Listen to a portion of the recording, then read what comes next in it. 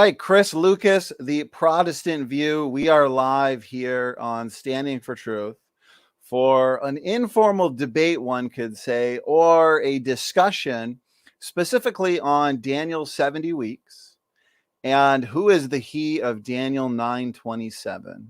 And Chris, you and I are both extremely interested in the topic of eschatology, and so I appreciate you being here and essentially bringing your specific view of historicism into the debate octagon.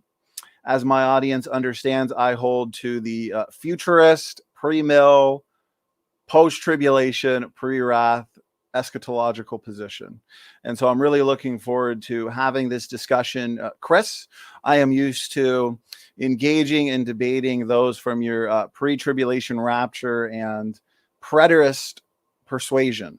And so I'm really excited to engage in a scholarly discussion with you on the topic of historicism. To the audience, I understand this is a late night eschatology showdown. It is Friday night. And so I assume that most of my audience are Friday night debate party animals. And so it looks like we still have a decent chat even at this time. Chris, why don't we kind of hand it over to you? A little bit about yourself. It is your first time here on the program. So give us a brief introduction, plug your channel a little bit for anybody who would be interested. And then we'll do, some brief opening statements. So Chris, again, thanks for doing this. All right. Yeah. Thank you for having me on. So anyway, I got a channel called Chris Lucas, the Protestant View Live. Now I'm letting people know that I'm not saying that I have the Protestant view. It was mainly, I started this channel, about back in 2009, and I've been banned about 10 times. But I started it to give people the Protestant view of the news, because as I'm watching the news, I'm seeing that I'm mainly getting the Catholic view of the news. And so that's kind of what the Protestant view to me was. I'm just trying to give you a Protestant view.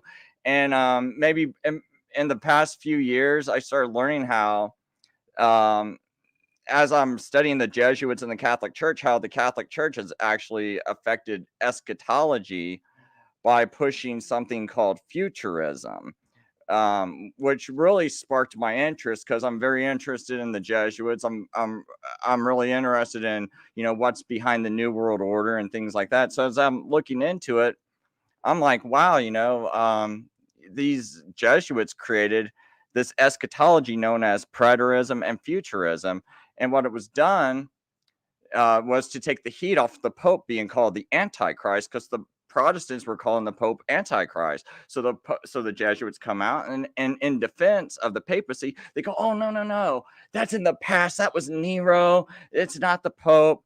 And then the other form was the one Ribera, Bellarmine, and Lacunza came up with, which was futurism, which was like, oh no, he's a future guy. And what they did was they started pushing the 70th week of Daniel into the future, because up to that time, as far as I understand, all the Protestants understood that Daniel's 70th week was fulfilled by Jesus.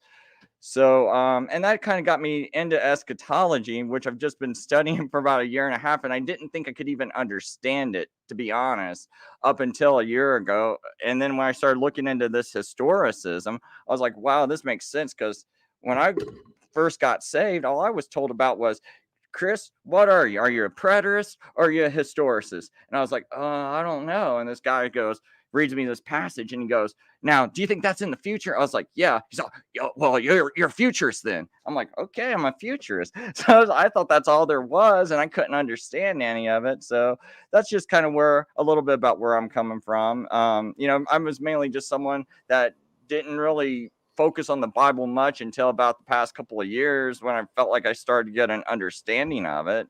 And up until then, I was basically just doing all this news and history exposing the Catholic Church, and that's about it.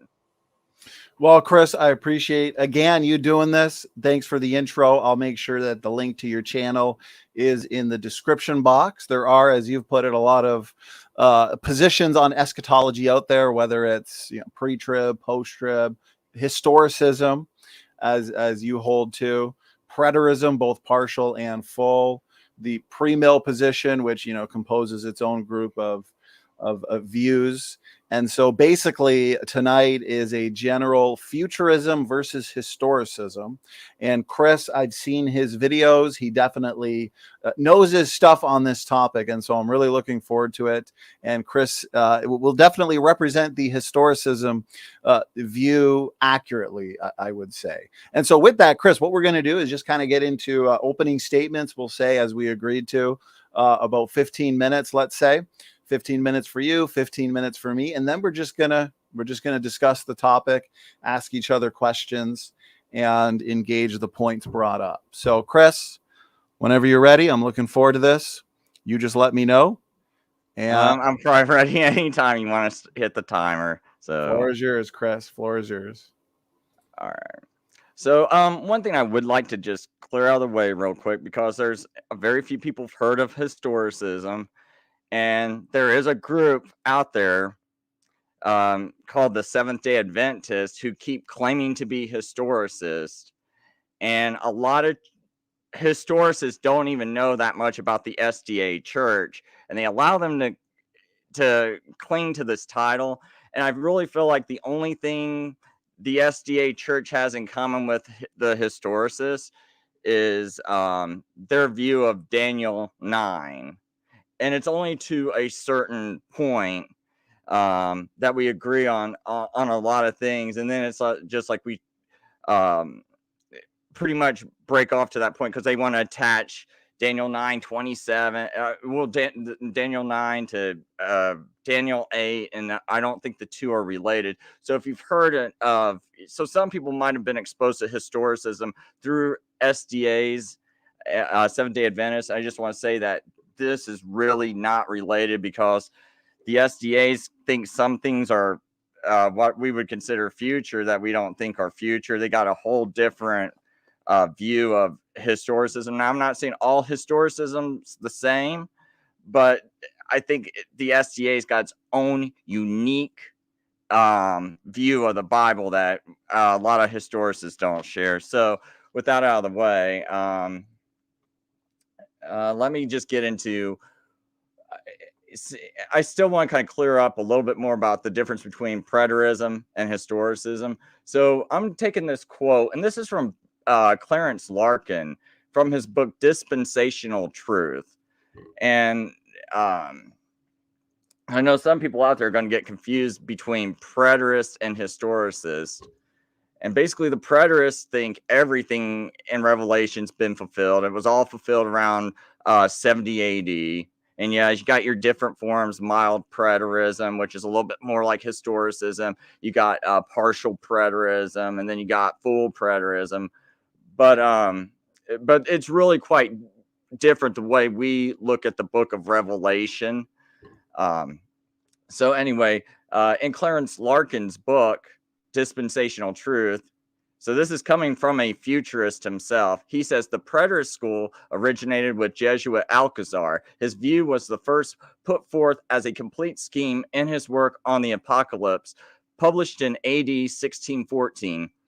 It limits the scope of the apocalypse to the events of the Apostle John's life and affirms that the whole prophecy was fulfilled in the destruction of Jerusalem by Titus and the subsequent fall of the persecuting Roman Empire, thus making the Emperor Nero the Antichrist. The purpose of this scheme was transparent. It was to relieve the papal church from the stigma of being called the harlot church and the Pope from being called Antichrist. So this is what he says about the historical school. He says the historical school interprets the apocalypse as a series of prophecies predicting the events that were to happen in the world and in the church from John's day to the end of time. The advocates of the school interpret the symbols of the book of Revelation as referring to certain historical events that have and are happening in the world. They claim that the Antichrist is a system rather than a person and is represented by the harlot church of Rome. they interpret the time element in the book on the year-to-day scale. Now, that's not 100% of historicists don't do this, but anyway, the school has some very able and ingenious advocates. This view, like the preceding view, well, now see, this is where I disagree with him, because he says it was unknown to the early church. So I disagree with him there. He said, but what I want to skip down to is where he says, subsequently, it was adapted and applied to the Pope by the forerunners and leaders of the Reformation, and may be said to have reached its zenith in Mr. Eliot's Jorge Apocalypticae. It's frequently called the Protestant interpretation because it regards the popery as exhausting all that has been predicted of the anti-Christian power. It was a powerful and formidable weapon in the hands of the leaders of the Reformation, and the conviction of its truthfulness nerved them to love not their lives unto death. It was the secret of the martyr heroism of the 16th century. So what he's saying there is that historicism was used, inspired the heroism of the martyrs of the 16th century, all the people that were dying for this faith and belief. Now, the Futurist school, now remember, Clarence Larkin's a futurist. The Futurist school interprets the language of the apocalypse literally, accepts such symbols as named as such, and hold that the whole book from the end of the 3rd chapter is yet future and unfulfilled. And yes, I realize not all futurists, he's just saying in general. And that the greater part of the book, from the beginning of chapter 6 to the end of chapter 19, describes what shall come to pass during the last weeks of Daniel's 70 weeks. In its present form, it may be said to have originated at the end of the 16th century with Jesuit Ribera, who actuated the same motive as Jesuit Alcazar, sought to rid the papacy of the stigma of being called Antichrist, and so referred the prophecies of the apocalypse to the distant future. This view was accepted by the Roman Catholic Church and was for a long time confined to it, but strange to say, it has wonderfully revived since the beginning of the 19th century among Protestants. The future interpretation of Scripture is the one that's employed in this book. So I just want you to know, a futurist author that many refer to, Clarence Larkin, even he reiterates what I said earlier about the Jesuits creating futurism and preterism. So now to just kind of basically go over my view real quick for Daniel's 70th week. I believe this he in Daniel 9:27 is Jesus Christ, and I would read it as, and he, Jesus Christ, shall confirm a covenant with many for 1 week, and in the midst of the week he shall cause the sacrifice and oblation to cease. How does he do this? He does this by his sacrifice on the cross. And for the overspreading abominations, he shall make it desolate, even until the consummation determined shall be poured out upon the desolate. And I'm reading from the Geneva Bible in 1599.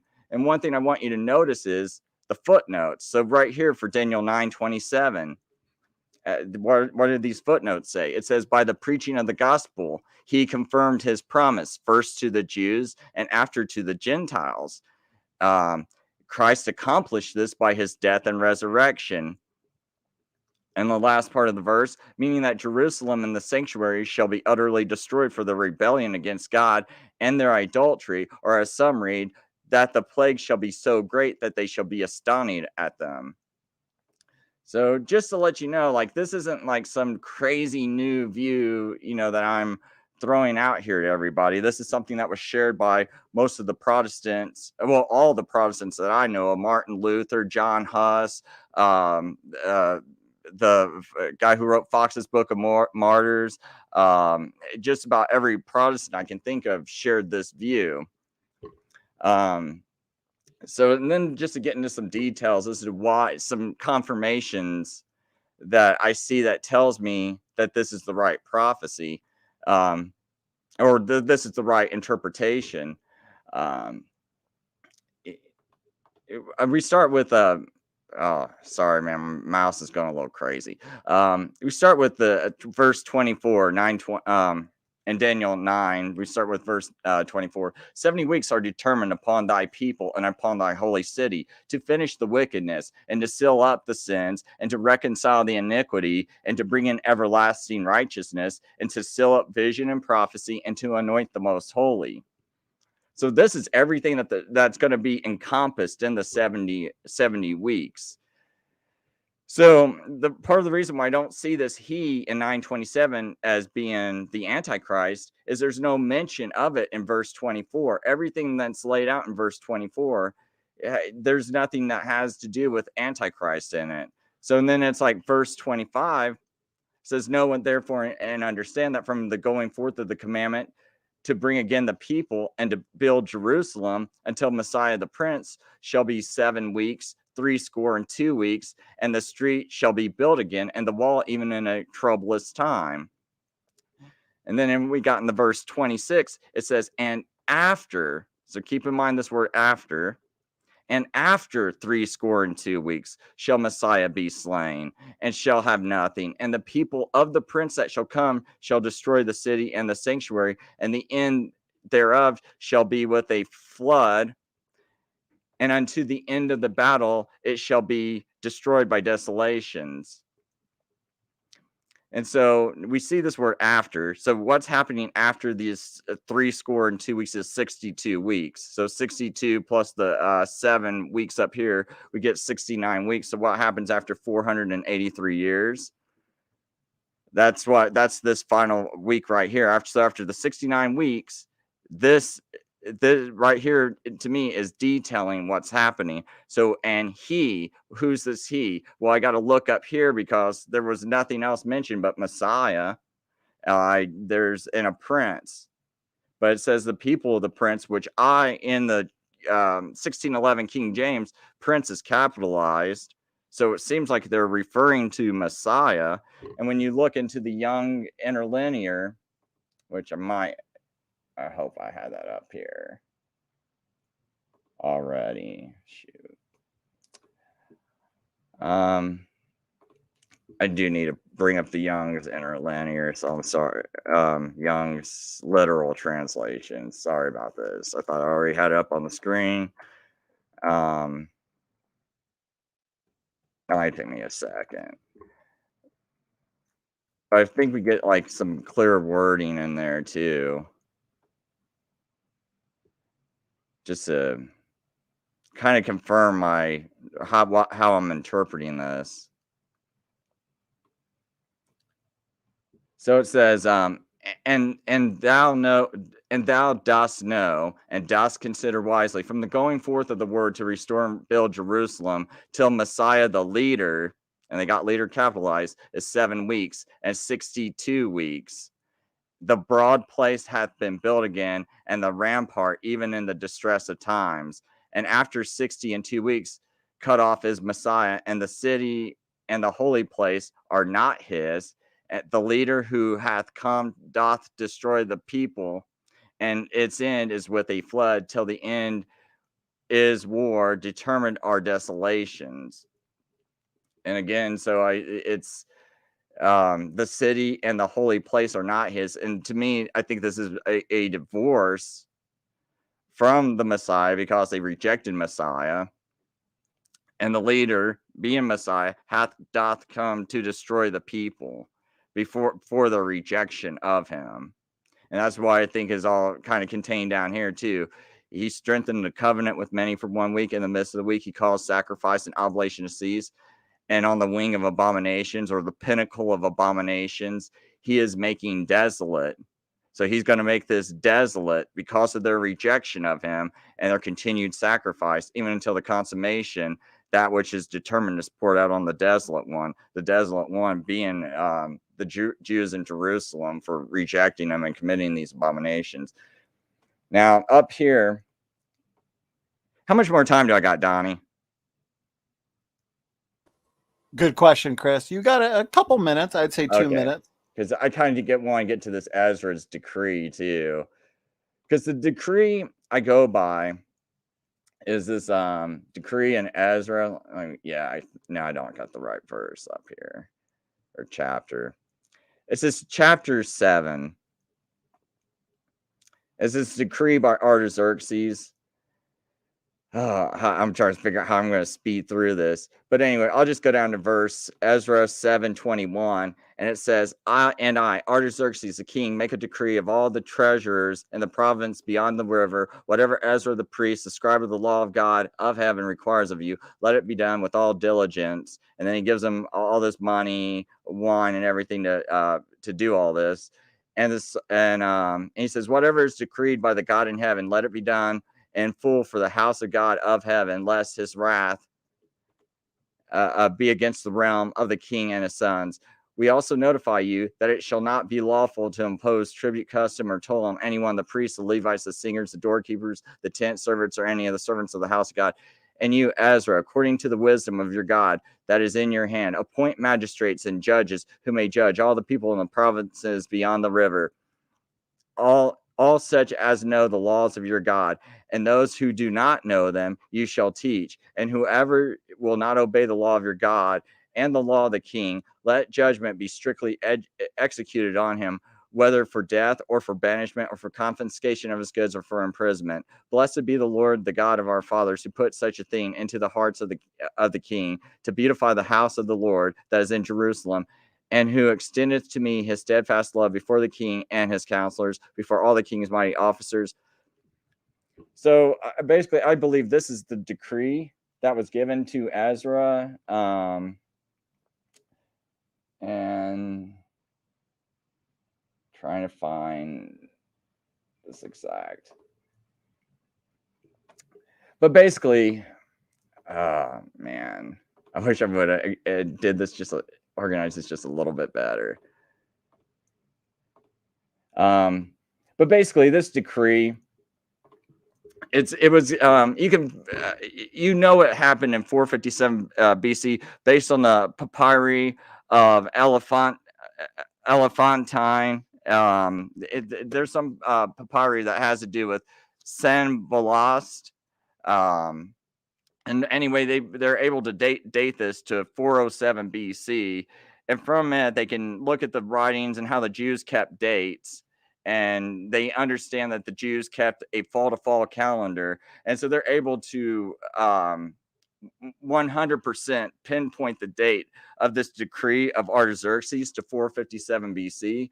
And so when you take that date of 457 BC and you add 486.5 years to it, you'll land right on 31 AD, the spring of 31 AD, which happens to be on a Wednesday, which is going to kind of throw a lot of people off too, because I do believe in a Wednesday crucifixion.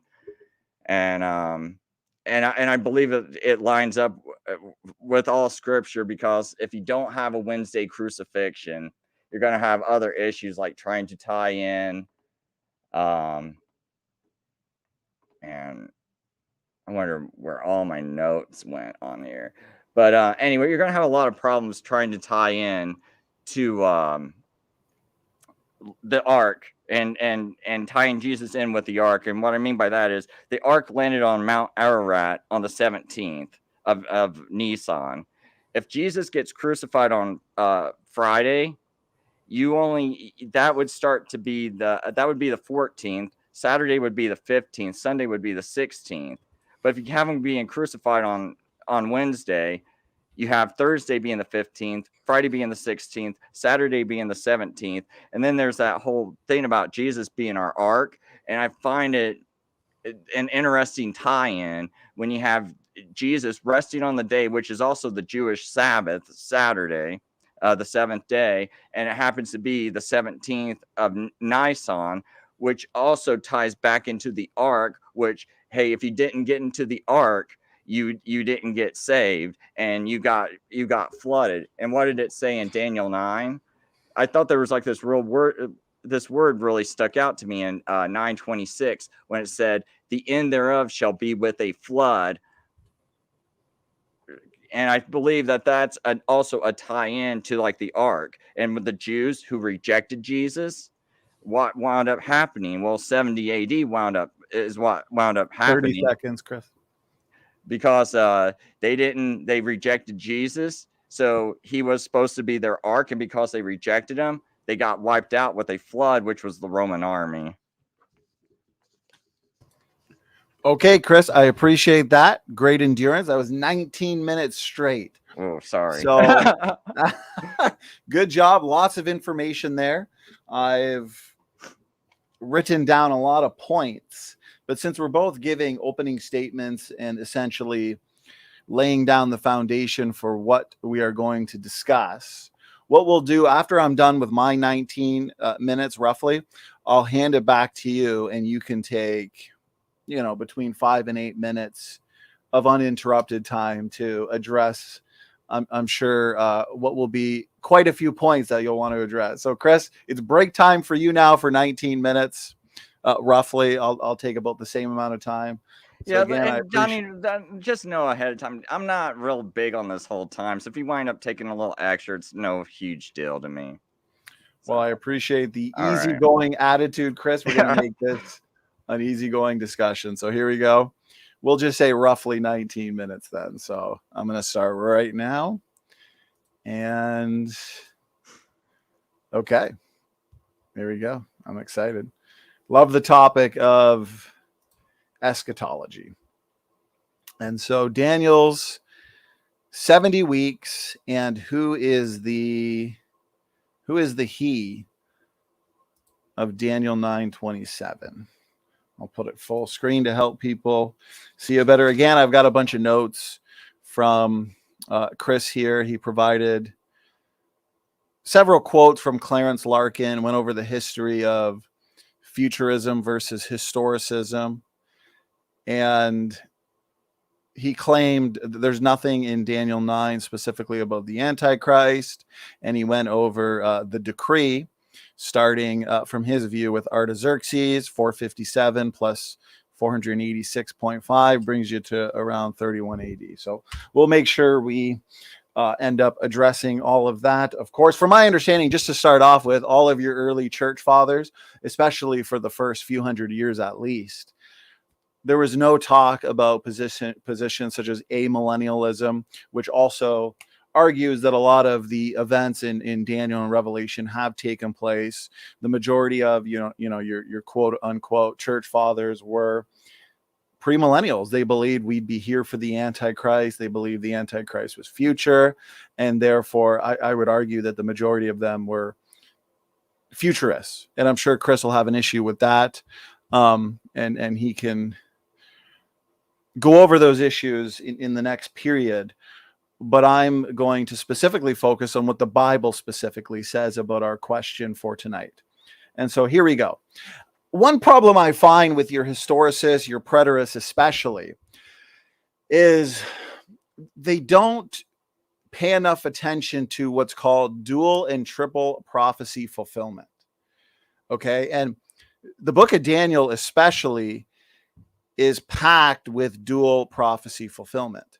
And so before I continue, I just want to check the live chat, make sure my audio is good. Okay. So the book of Daniel is packed with dual and even triple prophecy fulfillment. And so a lot of what we see in Daniel, especially with Daniel 8 and Antiochus Epiphanes and how he took away the daily sacrifice, he set up a statue of Zeus, he sacrificed a pig on the altar. Daniel 11, we see the prophecy of Antiochus Epiphanes. We see the prophecy dealing with, the king of the south, the king of the north, and all these events that are taking place that did happen.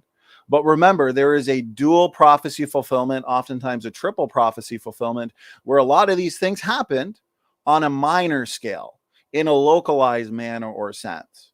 But they will also happen again in a more grand scale or a worldwide sense. And that's why we see Daniel 12:4, for example, but thou, O Daniel, shut up the words and seal the book, even to the time of the end. Many shall run to and fro, and knowledge shall be increased. We are currently in the time of the end.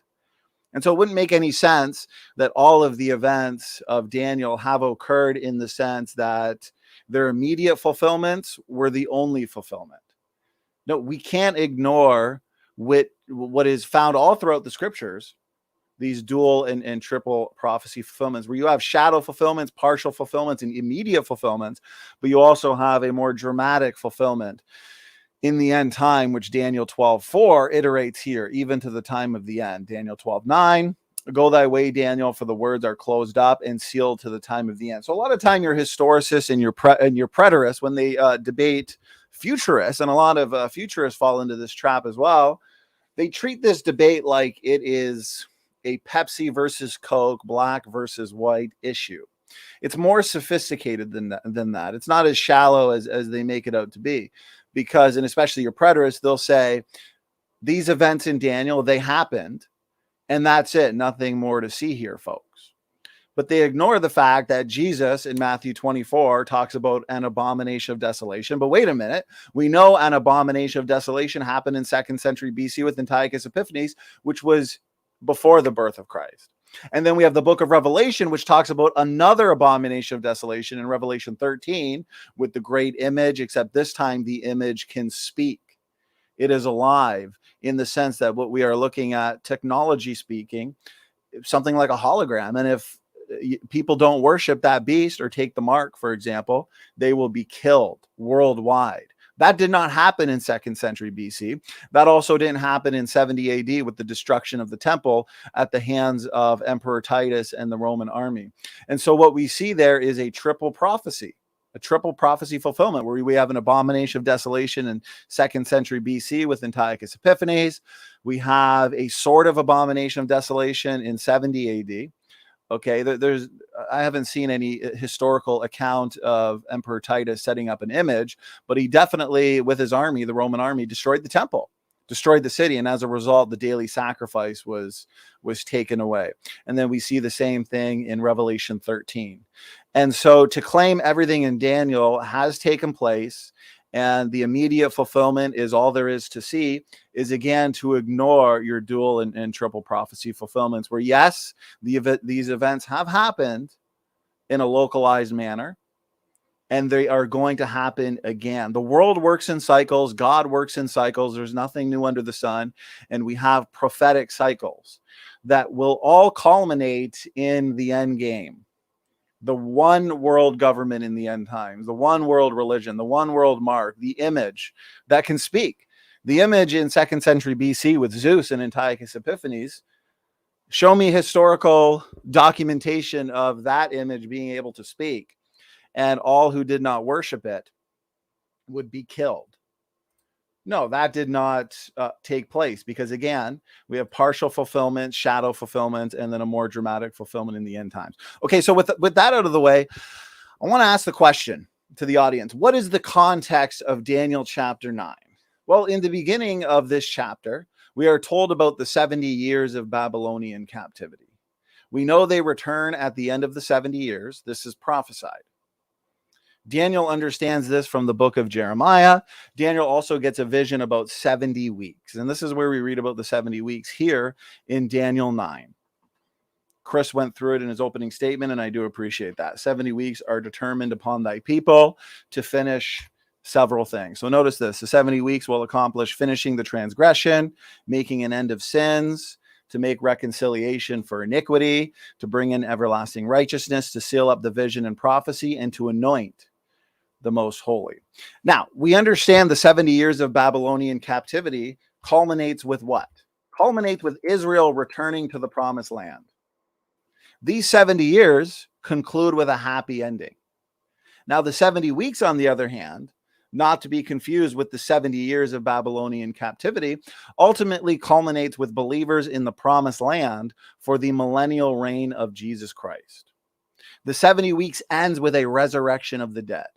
And this resurrection is composed of all saints of all time who will rule and reign with Jesus Christ for 1,000 years, when all of spiritual Israel shall be saved. Now, you should probably recognize this beautiful shadow fulfillment, with the 70-year captivity being the shadow fulfillment and the 70 weeks being the literal, more dramatic fulfillment.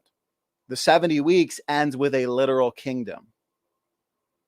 And this is why, as we move into the he of Daniel 9, but also Daniel 9, 24 to 27 in general, we are going to see that although there's a shadow fulfillment, there is still a more dramatic fulfillment in the future.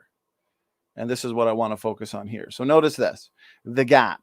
So we constantly hear historicists and preterists argue that there can't be a gap between the 69th week and the 70th week.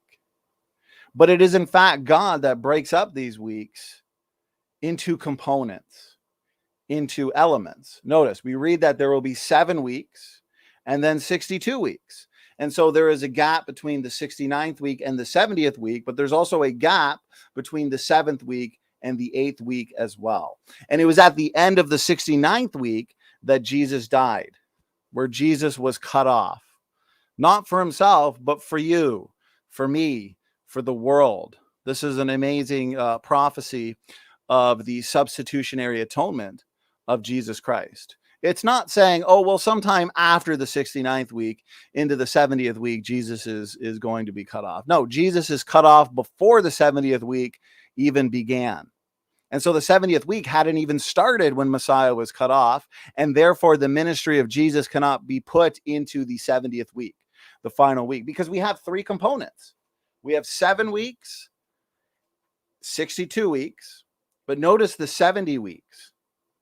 Know therefore and understand that from the going forth of the commandment to restore and to build Jerusalem unto the Messiah the Prince shall be 7 weeks and 62 weeks. The street shall be built again and the wall even in troublous times.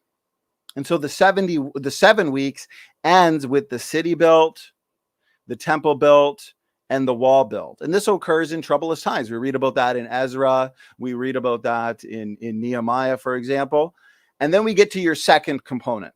And after 62 weeks, shall Messiah be cut off. So we have component 1, 7 weeks. Component 2, which is 62 weeks. That component comes after the first component.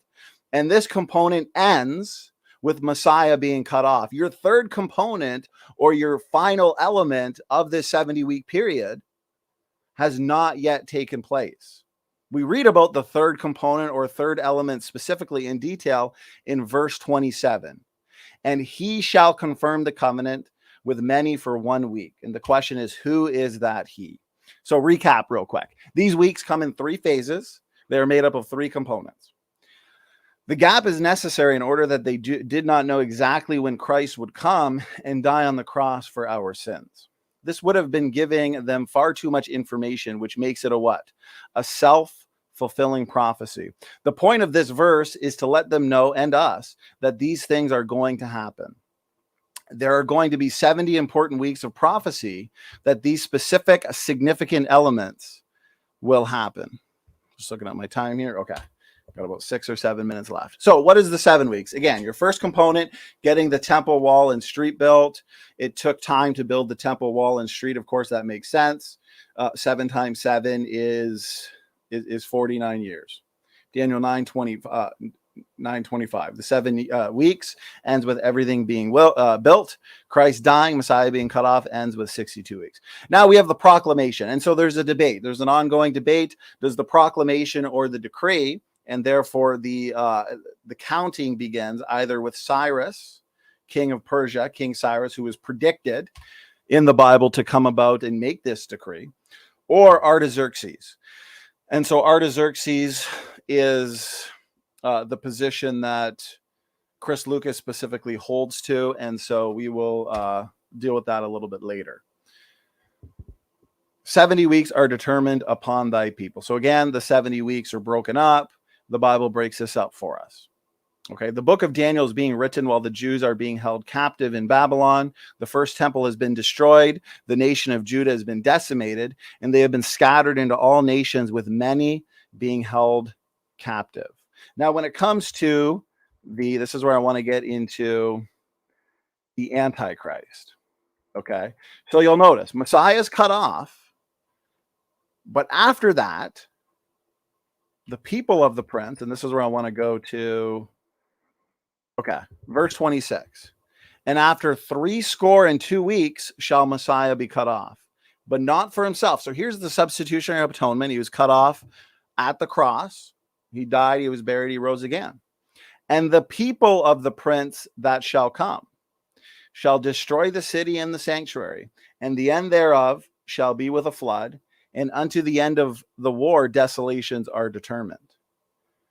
Okay, so the question is, what is the immediate antecedent? Is it Messiah, as Chris is pointing out, or is it the prince, as in the people of the prince?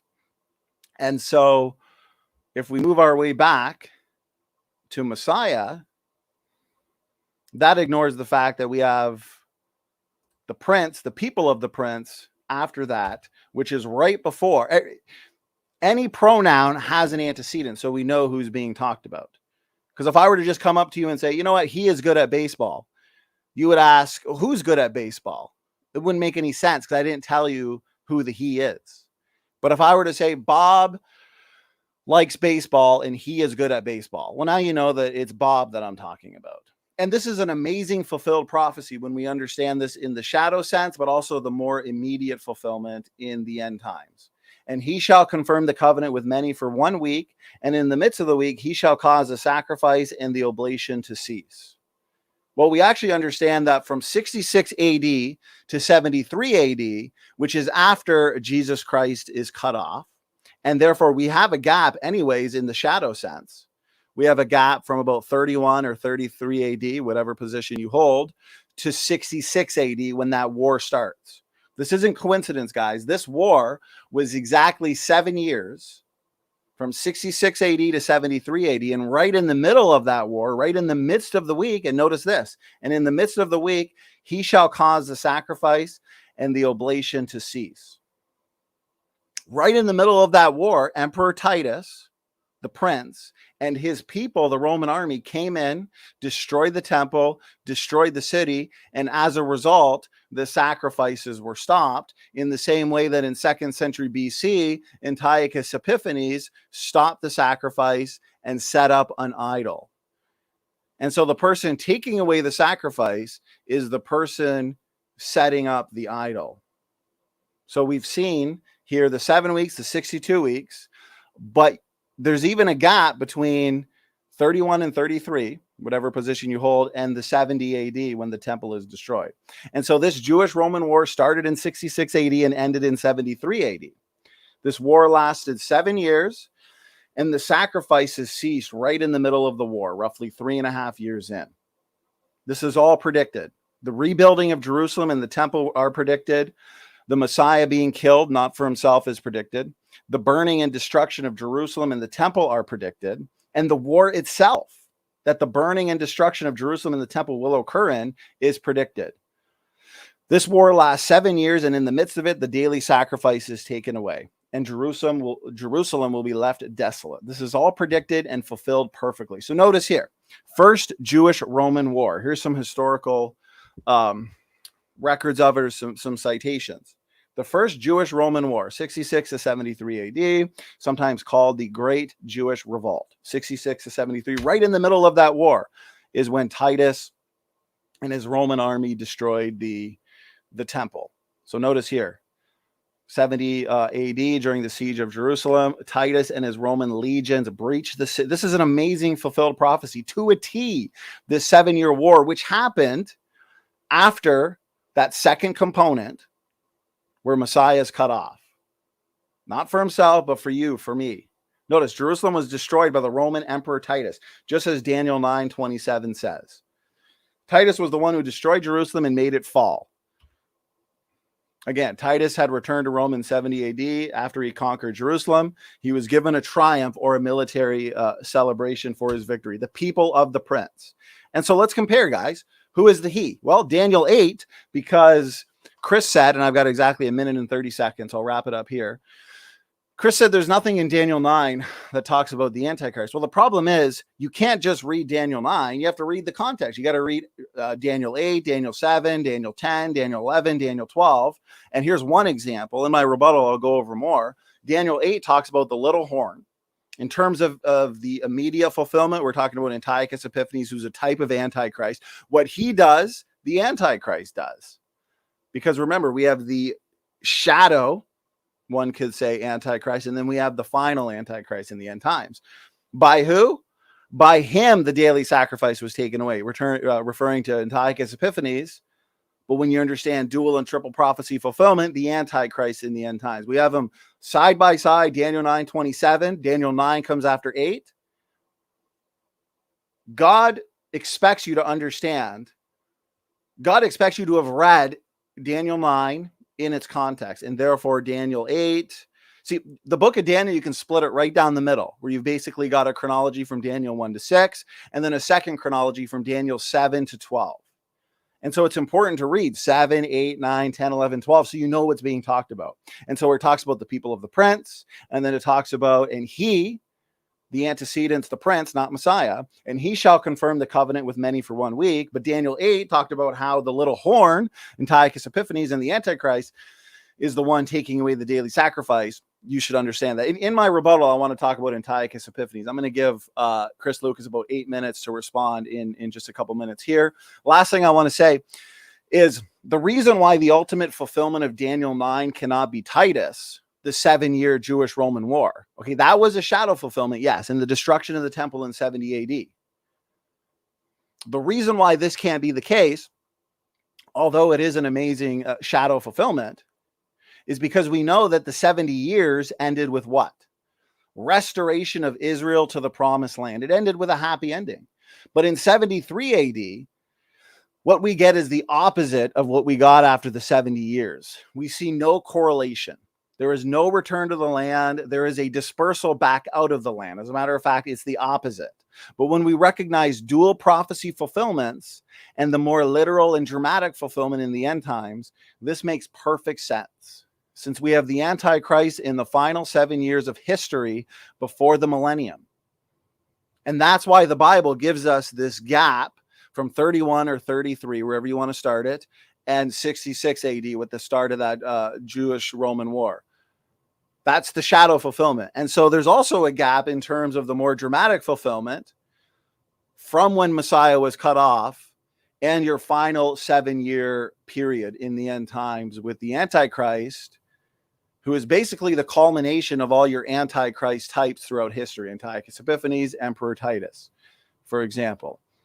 Okay, so when we recognize this, then it makes perfect sense. Since we know the Antichrist in the final 7 years of history before the millennium will rise, and we know at the start of the millennium, God's people will be gathered into the land. That is, all believers of all time to literally rule and reign. The first 70 years of Babylonian captivity had the children of Israel outside the land with an eventual return. The 70 weeks requires a gap, since there is a gap between the first coming and the second coming and the millennium. So the 70 weeks therefore ends with all believers of all time, those that make up spiritual Israel or the Israel of God, entering the promised land where they will rule and reign with Christ. And so, guys, we have a perfect 2-part picture of restoration. And that's just a little bit over 19 minutes. And so I'll wrap it up there. Chris, what I want to do is hand it over to you. Since a lot has been said on my end and your end, and time flies by, take about, let's say, 8 minutes, uninterrupted time, address whatever you want. I'll do the same, and then we'll kind of just go point by point. Chris, go ahead.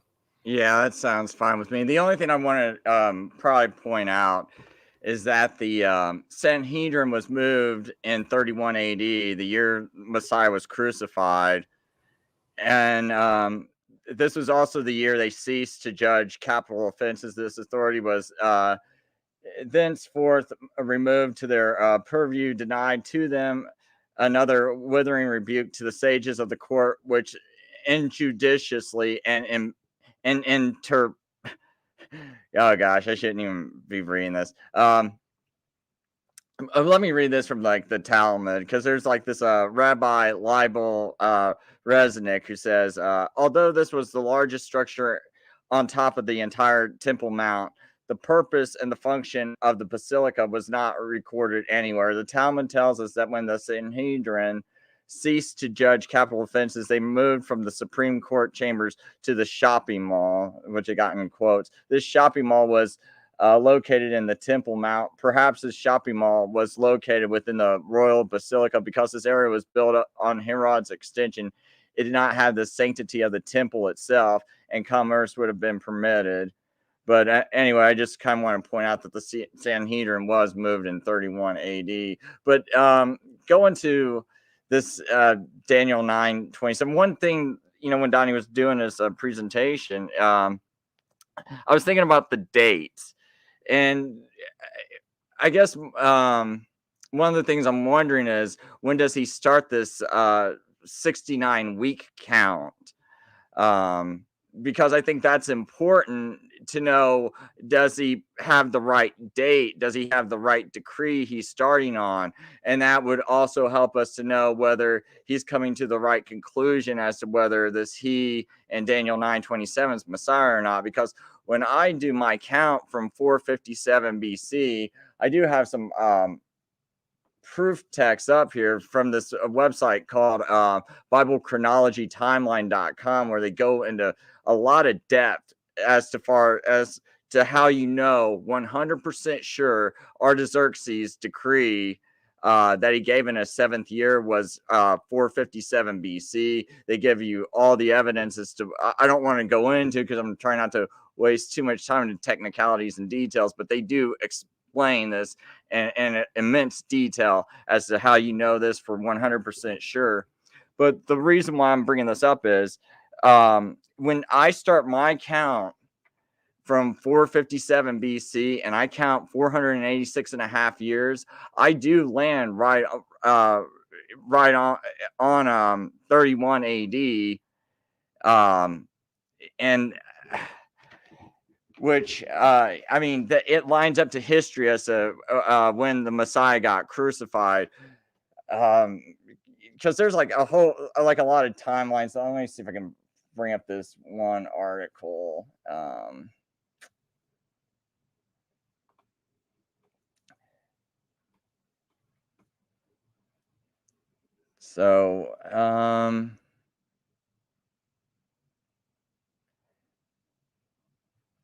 Just excuse me for not having all this already set up. Okay, so this article Take says your time, Chris. No rush. 30 years prior to AD 27 would place Christ's birth sometime in the autumn of 4 BC. Luke, 2nd chapter of Luke, verse 8, also suggests the birth of Christ was sometime in autumn, not in the middle of winter. At Christ's birth, Luke reveals shepherds were still abiding in the field, keeping watch over their flock by night. Anciently, the Jews sent their sheep out into the deserts in the early spring and brought them back in at home at the time of the first rain, usually sometime in October. No flocks were in the field anywhere near December 25th. So I just want to skip down to here. We also know from the Bible that the birth of Jesus corresponded with a decree from Caesar Augustus. So this is Luke 2nd chapter, verses 1 through 7. This decree calls Christ to be born in Bethlehem. The Chronicle of John Malalas, translated by Matthew Spinka in 1940, states, in the 39th year and on the 10th month of his Caesar Augustus' reign, he commanded the taking of a census of all the lands. It would have been the year 5 BC in the month of July when he issued this decree. This actual consensus was taken the next year in 4 BC, as many historians verify, including Suidas. While Christ was born after the decree of Augustus, he was born before the death of Herod. And the last year of Herod's reign was from April 4 BC to April 3 BC. Josephus records an eclipse of the moon before the death of Herod. That's in Antiquities of the Jews, chapter 17, or book 17, I think, chapter 6, verse 4. A footnote in the works of Josephus points to the importance of the eclipse. This eclipse of the moon, which is the only eclipse mentioned in Josephus, is one of the greatest consequences. Is of the greatest consequence for the determination of the time of the death of Herod and Antipater, and for the birth and in the entire chronology of Jesus Christ. So, and they say that eclipse happened on March 13th, the year of the Julian period, 4710, the fourth year before the Christian era. So that would be March 13th, 4 BC. The reason why I bring this up is we got a pretty good timeline that Jesus was born in 4 BC. So, and this is going, you're taking into account all these historical events that happen. So I'm not just taking this decree at random and then just going, okay, 486 years, 486.5 years later, Jesus Christ is gets crucified on a cross. No, I have to make sure, okay, Jesus had to be about 30 when he got baptized. Okay, so that would place his baptism sometime around maybe the fall of 27 AD. Okay, so now if we go back to 4 BC, that's 30 years you're going back. So from 4 BC to 27 AD, Jesus would be 30 about that time. So if he gets baptized and Jesus's ministry is 3.5 years, well, that places his crucifixion in the spring of 31 AD. So I'm taking all these dates and making sure they match up. So I'm not just picking some random decree, adding it up, starting here, and just being like, yep, 31 BC, I win. It's like, no, you can't do that. Just because that's around about the area and everything, you got to make sure it matches up with all history.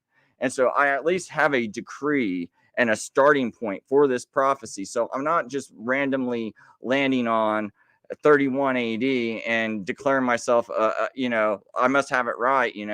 I'm also making sure I'm careful and taking into the account the reign of Tiberius Caesar, making sure that doesn't conflict with anything. When did Pilate get put into office and all these things? When was the rebellion of Sejanus, which happened in 31 AD? And all these things play a factor into the timing of the crucifixion of Jesus Christ. So I'm making sure that all these dates add up. And I guess my thing with Futurists is, where do you start this date and what's your evidence for that date starting there? Because at least when I start at 457 BC in the fall, I can go right to there and go right there, bam, this middle of the week, it just happens to of the 70th week, it just happens to land right where it needs to land, to where Jesus is born on the right day. It matches up to historical events, and it matches up to the right time in the past. And so I guess that's probably one of my biggest concerns, is just that everything's got to match up, and then it's like, there's things also like, okay, I'll let this be my final point too, because I think this is a pretty important point. Chris, if you need a couple extra minutes, just take if it's over, I can just stop right here. No. You've still got take another 2 minutes just so we're that's all I right up on need. equal time. Take your time, no rush. All right. So I guess, and my final point is, it's like the year you pick, it's gotta land on something that's gonna match up to Scripture. Jesus did say in Matthew 12 verse 40 that he's going to give you the sign of Jonah, the prophet. He's going to be in the grave for 3 days and 3 nights. Well, you can't get 3 days and you can't get 3 nights out of a Friday crucifixion.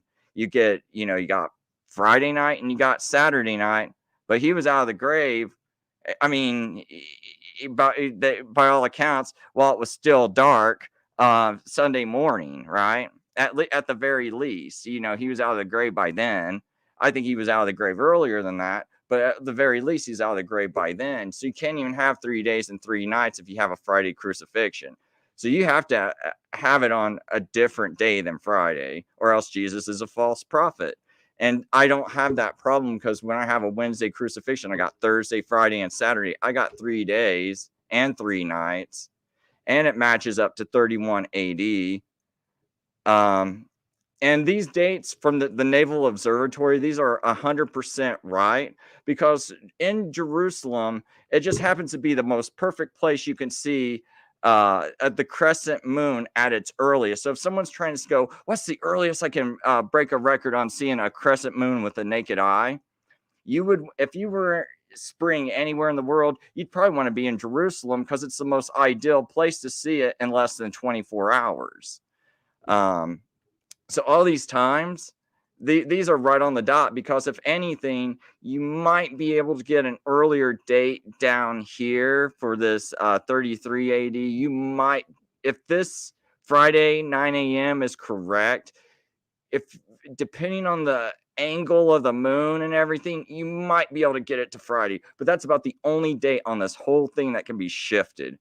And I can go into detail about any of that. I do have, links I can share with anyone if anyone ever wants to know this information, just to save a little bit of time. But basically, in Jerusalem, in that time of year, springtime, you're not going to be able to shove these dates around at all, just because of where Jerusalem's located. It's the most ideal place to see a crescent moon less than 24 hours after the astronomical new moon conjunction. And I'll just leave it there. Okay, Chris, I appreciate that. Let me, I know this is a heavy topic. It's a technical topic. So taking a few extra minutes there is completely fine. And so I'll take, you took about 12 minutes. I don't think I'm going to need that much time. I'll take about 8, because I just want to essentially finish up on the he, and then I'll also begin a discussion on the decree topic. And so, okay, let me make sure I'm screen shared. Okay, here we go. Okay, so from what I've seen, I'll make a couple points. Let me just make sure that the audio is okay. Put it full screen so people can see the text easier. And all right, here we go. So this has been fun so far, Chris. I appreciate you, bringing these points and providing a sophisticated breakdown and model in terms of the historicist position that you hold to. And so, again, recap. Daniel's 70 weeks is weeks of years, 77s, okay? So 70 times 7 is what? 490 days. Now, when it comes to the commandment to restore and rebuild Jerusalem, it could either be King Cyrus or Artaxerxes. And so since Chris spent most of his time on that, let's start with this first. And there is an ongoing debate on whether it was King Cyrus or Artaxerxes in terms of where we start the clock. Okay, and now in the first year of Cyrus, king of Persia, that the word of the Lord spoken by the mouth of Jeremiah might be accomplished, the Lord stirred up the spirit of Cyrus, king of Persia, and he made a proclamation throughout all of his kingdom. Okay, so Ezra specifically talks about building the house of God, while Nehemiah talks about building the wall of Jerusalem. So we have the temple built first, then the wall and the city. So whenever this commandment is made up to when Messiah dies, Jesus Christ, is the timeline. This takes place over hundreds of years, as we've discussed so far. Now, to be specific, though, the amount of time from the commandment to rebuild Jerusalem and to the sacrifice of Jesus Christ is what? 69 times 7, so 483 years. Now, when it comes to King Cyrus, the dates of his reign, they vary. So you have to take these dates a little bit cautiously. Okay, you're going to want to account for some rounding errors. And so what we know is roughly around 539 BC is when King Cyrus may have begun to reign. And so 539 minus 483, it doesn't really take us to when that would be 56 years. So it doesn't really take us to when Jesus Christ was cut off, between 31 and 33. Chris, for this one, you can unmute yourself real quick just to answer. You have Jesus being cut off, from my understanding, it's 31 AD, right? Yeah, yes. The spring of 31 AD, that Passover, yes. Okay. So again, to the audience, in my opening statement, I pointed out how the 70 weeks, they're broken up into 3 components. 7 weeks, 62 weeks, and 1 week. And so we have your 3 elements. The street being built, the wall being built, the temple being built, refers to that first component, your 7 weeks. Your second component has to do with the lead up to Messiah being cut off. It ends with Messiah being cut off. Okay. What we can see here is that the date doesn't really work out with King Cyrus. Although it says he made a proclamation throughout all of his kingdom, it makes sense that, we would start the countdown at King Cyrus. But maybe, as Chris Lucas has expounded upon, and I appreciate it, maybe the commandment to rebuild the wall in the city was with who? Artaxerxes the king, with the temple already being built. Would that be your position? Again, you can unmute, because I just want to make sure I'm representing everything accurately, Chris. So you'd have the temple already built, and now we're starting the countdown basically with the wall in the city with Artaxerxes in the month of Nisan. I have to go look back. I can't remember if the temple was completely built by that time, but all I know is that there's nothing about the temple being built in the verse 25. It just says to restore and build Jerusalem. There's no mention of a temple. That's why I personally skipped the Cyrus. So as far as Artaxerxes, since it says it's to rebuild and restore and rebuild Jerusalem, since Ezra's introducing all the laws back into the Jews and teaching them the commandments and all these other things and right practices, and they're having their own judges again and things like that. I look at it as the spiritual restoration of Israel also, or Jerusalem. Okay. So, okay, I appreciate that. So Artaxerxes the king reigned in about 465 BC. Was that the number you went with? Yeah, well, this would be the 7th year of his reign, would be 457. Yeah, when he gives that decree. Okay. Okay, so if we were to go with Artaxerxes instead. Now, why I'm going over these important points is because anybody who watched my opening statement would understand that I've got the 70 weeks, as God has broken them up into 3 phases, 3 elements, 3 components, 7, 62, and 1. Okay, and remember, Messiah being cut off was after your second component, the 62 weeks, which is your second component, okay? And so where I find this major difficulty arising from in terms of, whether it's King Cyrus that we started from, or is it Artaxerxes? And see, today we have the advantage of what's called hindsight, where we can retrofit the numbers. Okay. We can say, Jesus was cut off in 31. Some say 33. And 7 times 7 is 490 days. And so if we started with Cyrus, well, it doesn't really work out. If we started with Artaxerxes, it seems to work out nicely. But from all the calculations that I've looked into, there's a bit of what's called cooking the books, where you're kind of retrofitting it a little bit. I understand how you can make it work from Artaxerxes, although it seems to be, to make the math work out, there's again a little bit of cooking the books. But I do appreciate the way Chris kind of broke it down there. And so both positions, whether it be Cyrus. Now, if you notice with King Cyrus, though, he made a proclamation throughout all his kingdom. He hath charged me to build him an house in Jerusalem, which is in Judah. And so the decree of Cyrus, as set forth by Ezra, contains the following elements. You can read through these. The Israelite people would be free to return to their homeland to engage this enterprise. That's going to take a little bit of time to get back, a little bit of time to build the temple. We know that the city, the wall, and the temple was built in troublous times. We read about this in Ezra and Nehemiah, a couple of the other books of the prophets. And so there was, some hindrance to it. And so it makes sense that this would be a roughly 49-year period. It is noted further that the timing of this decree was in accordance with the prophecy uttered in Jeremiah. So if we actually go to the passage here, notice, know therefore and understand that from the going forth of the what? The commandment to restore and to build Jerusalem unto the Messiah the Prince shall be 7 weeks. Well, when we read this passage, specifically in 2 Chronicles, we have King Cyrus who's making the proclamation throughout all of his kingdom.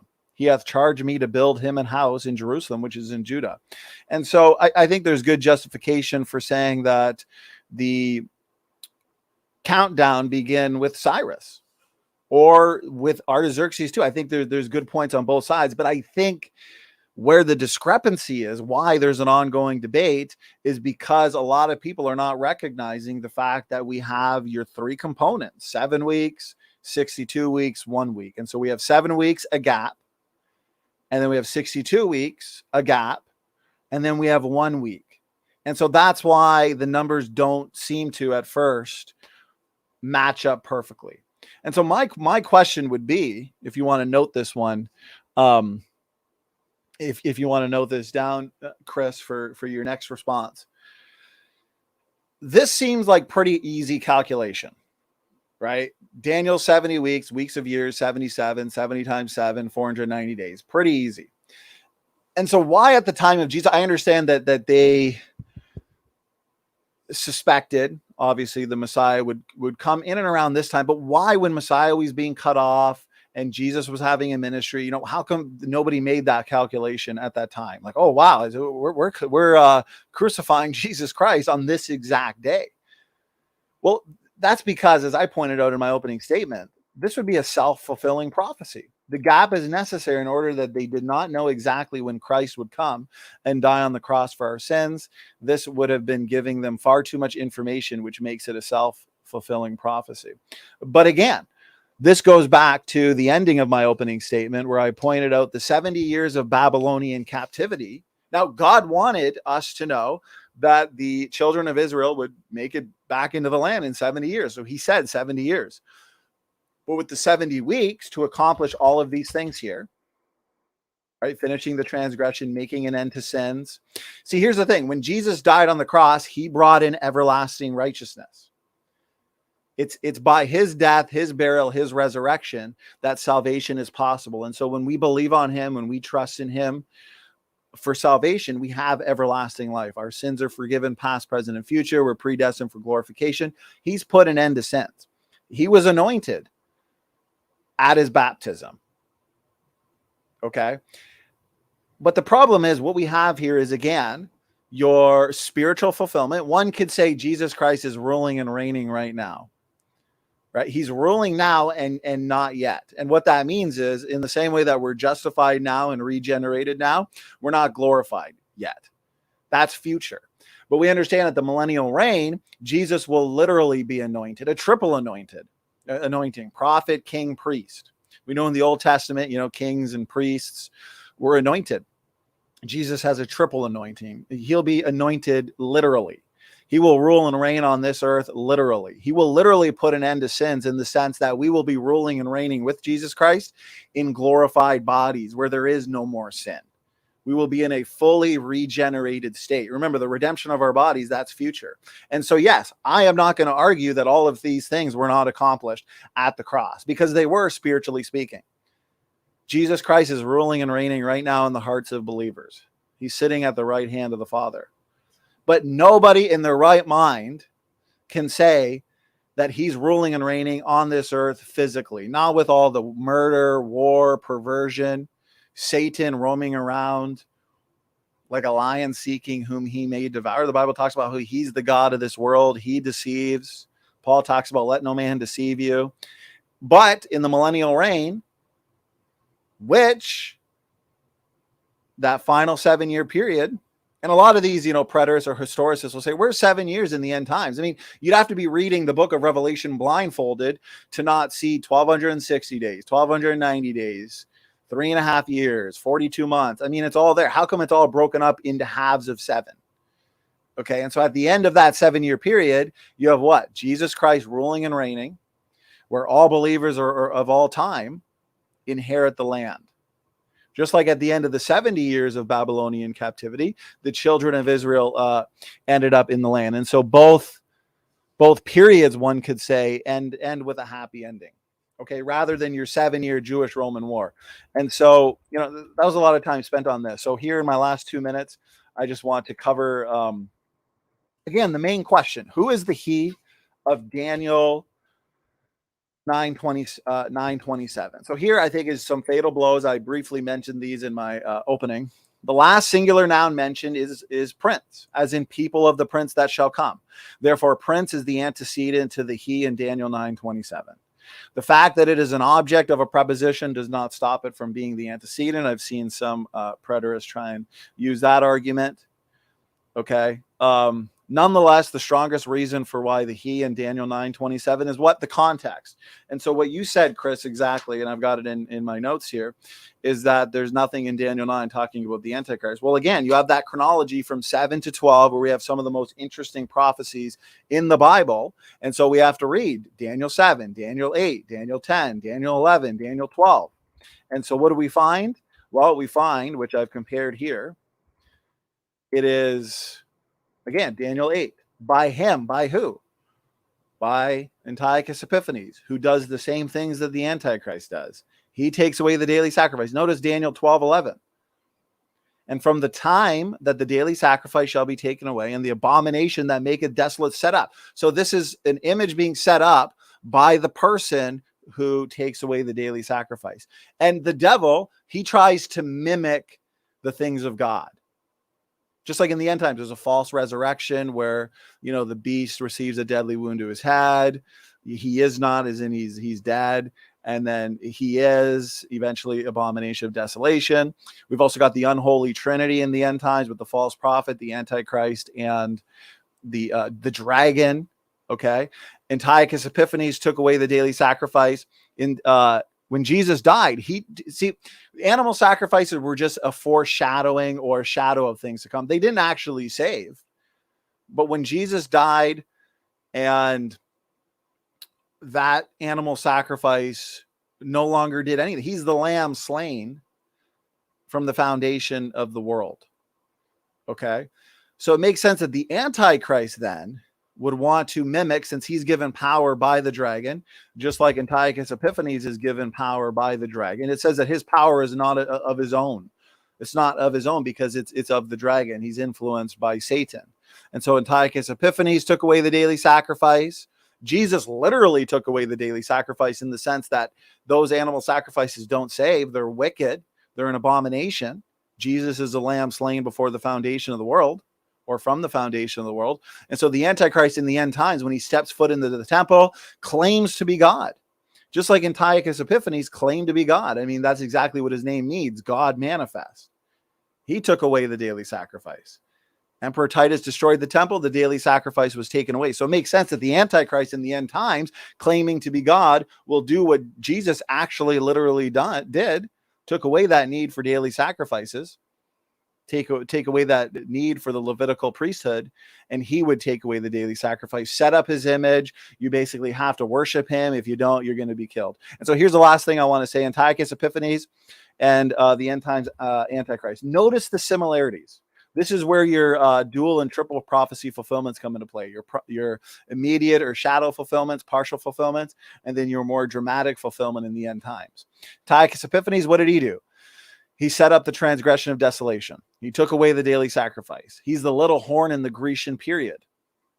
He's a type of Antichrist in Daniel 8, minor scale. End times Antichrist does the same thing. Sets up the abomination of desolation, takes away the daily sacrifice. He's mentioned in Matthew 24, which is way after Antiochus Epiphanes. And he is the little horn of what? Daniel 7. Daniel 7, the little horn comes out of a different kingdom than the little horn of Daniel 8. Because the little horn of Daniel 8 comes out of the Grecian kingdom, your Seleucid Empire. Because once Alexander dies prematurely, that kingdom is broken up into 4 separate kingdoms. Antiochus Epiphanes comes out of the kingdom, the Seleucid Empire. Okay, so we have the minor scale versus the grand scale, and so it makes sense. Daniel 8 says the little horn takes away the daily sacrifice. Daniel 12 corroborates that. Daniel 12 comes after Daniel 9. Daniel 8 comes before Daniel 9. And Daniel 9 says he shall take away the daily sacrifice. So it fits like a glove. Anyways, I said a lot there. I appreciate your clarifying point, Chris. And so if you'd like, feel free to respond to whatever you'd like to. I'd love to hear your thoughts, especially on the the points that I've made in terms of the antecedent and also the correlation of Daniel 9:27 with Daniel 8 and 12. Chris, go ahead. Okay. Well, as far as like Daniel 8 goes, I mean, I believe that was completely fulfilled by Antiochus Epiphanes. And if people want to say, okay, he kind of foreshadows the Antichrist to come, I mean, well, I mean, I do see those behaviors in the Pope. So I could see like a sort of fulfillment in the Pope, but like that's not to say that he fulfills those verses, like, because I know this gets kind of confusing to people as far as double and triple fulfillments and things like that. I just think Antiochus Epiphanes 100% fulfilled all that. But so yes, he kind of paints like a type of the Antichrist. It's kind of like when the Pope went and persecuted all the Protestants and all the people that were trying to print the Bible in English and teach their kids the Lord's Prayer. They go and rip the people's fingers joint by joint off with pliers, dump lead down their ear holes, and just do all these painful tortures, all for them. All just because these people, were wanting to teach people the word of God. So I do see quite the Antichrist little horn in the Pope and being a reflection of Antiochus Epiphanes. As far as like Daniel, what was it? Daniel 8, Daniel 10 and 11. I'd have to go look at those real quick just to I can see. put them up on screen. Yeah, sure, that'd be fine. Take your time, continue talking, and I'll just put the verses on screen. Yeah, that whatever you want me to go over, that'd be fine. Okay, so for example, when would you first agree that I guess we both have had about 30 minutes of uninterrupted time. So I mean, we can just debate, talk, and ask questions, just have a discussion. If you want. At this point, let's do that. So I'm curious as to your thoughts here, since I've got it up on screen. Your 7-year Jewish-Roman War. Do you see this correlation between your 7-year Jewish-Roman War?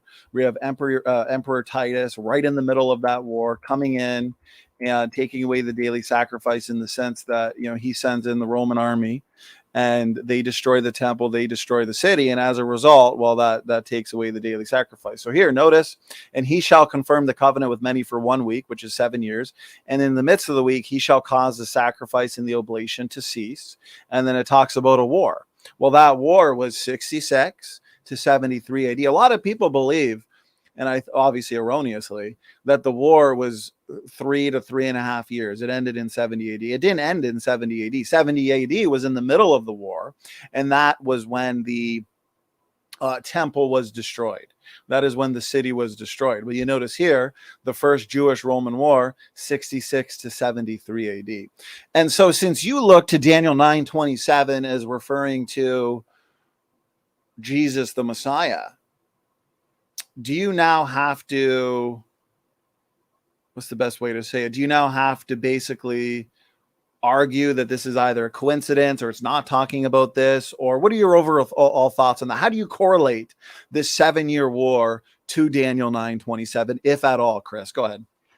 Well, as far as like Daniel 9:27 goes, it's because it just says that he's going to make it desolate. And I always just took that on account of they just kept rejecting Jesus. He gave them about 40 years to stop rejecting him, and then it's like that, and then that was set up in 70 AD basically. So I just think that there's no time period about when it's going to be desolated, because even when you go to 70 weeks are determined for thy people and thy holy city, to shut up the transgression, to seal up sins, and to cover the iniquity. I don't know, maybe shut up the transgression could be included in, you could maybe say that instead of like being about like atonement or something, maybe you could say that this is about destroying the temple and like, okay, you Jews, you keep rejecting them, we're gonna we're going to end that. But notice this, Chris, transgression, right but here. If you notice this, and here's how I would interpret it, okay? Yeah, that'd be nice. So shall Messiah be cut off, but not for himself. And so there's your substitutionary atonement. Jesus Christ dies for the world. It's for the sins of us. It's not for himself, but it's for you and me. It's for the audience. It's for the world. And so after this, which we understand that 7-year Jewish-Roman war happened after that, and the people of the prince that shall come shall destroy the city and the sanctuary. Well, history completely backs that up. I went through a number of sources earlier that talk about how Emperor Titus, Commander Titus at the time, he sent in the Roman army, his people, right? He was the prince at the time. They destroyed the city. They destroyed the sanctuary. And it was right in the middle of the week, notice here, and in the midst of the week, he shall cause the sacrifice and the oblation to cease. But over here it says, and the end thereof shall be with a flood. We understand throughout the Bible that flood oftentimes refers to a war or a flood of armies, right? A flood of people. And so it talks about how in the midst of the week, he shall cause the sacrifice and the oblation to cease. And again, right here on screen, 7-year Jewish-Roman war, Emperor Titus in 70 AD. He's the one who destroyed Jerusalem. He's the one that made it fall. It was his strategies. It was the implementation of his plan. Notice he conquered Jerusalem. And so this was all in the middle of the week, that 7-year Jewish-Roman war, which occurred after Messiah was cut off. And so to me, that is an excellent fulfilled prophecy to a T. I mean, I challenge the atheists to deal with that. But it seems to me, since you are interpreting Daniel 9:27 differently as not referring to that 7-year Jewish-Roman war, do you therefore not see that 7-year Jewish-Roman war in here? And as a result, you'd have to basically say this was all a coincidence, right? That this was 7 years in the middle of the war, the sacrifice stopped. Yeah, basically speak to that a little bit. How do you understand that, Chris? I don't know. It could be because he cut off this, because Messiah gets cut off this week. Now, I'm not saying that this is that this week was thrown into the future, because I don't think, because to me this prophecy, it says 70 weeks and all these things had to be determined. So all these things got determined within 70 weeks. But that 3.5, I just wonder if it kind of mimics the 3.5-year period that Jesus was cut off, and then it's like, so this 3.5 from what was it, like 66 AD to 70 AD? Right. If there's some kind of correlation with 73 was the full war. But wasn't everything pretty much devastated by 70? Well, 70 AD was when Commander Titus and his people, the prince and the people that shall come, they went in, they destroyed the temple. As a result, the sacrifices stopped, but the war itself didn't end till 73. Okay. And so that's why Daniel 9:27, we have 1 week, which is 7 years. It's in the midst of the week. In the midst of the week means that we still have some time after that, about 3.5 years. It's in the midst of the week where the sacrifice is stopped, literally, because remember, when Jesus was cut off, he stopped that need to sacrifice. It was all a foreshadowing anyways. These animal sacrifices, the Levitical priesthood, none of that saved. It was all a picture of the heavenly Jerusalem and the lamb that is Jesus Christ and his one sacrifice for all time. Okay. And so your Jews, though, they still sacrifice animals. That didn't save. That was an abomination. That was wicked. That was of the devil. And so Jesus predicted the destruction of the temple, the destruction by fire of the city. And this actually happened between 66 and 73. Okay. Here's my one question. When did whoever make a covenant with them before that time? And that's a good question. So that is where the dual and triple prophecy fulfillments would take place, because yes, this was a shadow where we have Commander Titus leading the Roman army in this 7-year war. But where did he confirm a covenant? Well, this is where we'd see in the end times exactly what Antiochus Epiphanes did. Notice here in where he made, right down here, I got a bunch of slides on a covenant. Right, so a covenant or compact made between persons. What is a league? A league is a covenant. And so in where is it? As you know from Daniel 11, I believe it is. Yeah, I think it would have to be 11. It talks about how he makes a league. Right? Notice this. Daniel 11, and after the league made with him, he shall work deceitfully. And so league is just another word for covenant. Covenant is league. And so the Antichrist, being a type or shadow of the future Antichrist, he made a covenant. He made a league in 2nd century BC, in the same way that your future Antichrist, who does the same things, he's even controlled by the dragon, right? In Revelation, it talks about how the Antichrist has his power through the dragon. He's given his power through the dragon, just like Daniel 8 talks about Antiochus Epiphanes. And so do you view Daniel 11 right here, verse 23, as Antiochus Epiphanes? Oh, yeah, being the yeah, one to make the yeah. league? Okay, so how come it's such a stretch to say that Antiochus Epiphanes, who's a shadow of the Antichrist, does all the same things as the Antichrist? He was even called God manifest, in the same way that we see 2 Thessalonians, where the man of sin, the son of perdition, he goes into the temple, claims to be God, sits in the temple as God, claiming to be God. Well, we know he's not God. And we see that correlation as well in Revelation 13. And so you have Antiochus Epiphanes, God manifest. It's Jesus who's God manifest in the flesh, right? And Revelation 13, we see, in 2 Thessalonians 2, we see the future Antichrist, same thing, claiming to be God, God manifest. And so if we see those correlations between Antiochus Epiphanes and the future Antichrist, how come you see here Antiochus Epiphanes making a covenant? But how come you don't extrapolate that to say future Antichrist will make a covenant as well? Go ahead, Chris.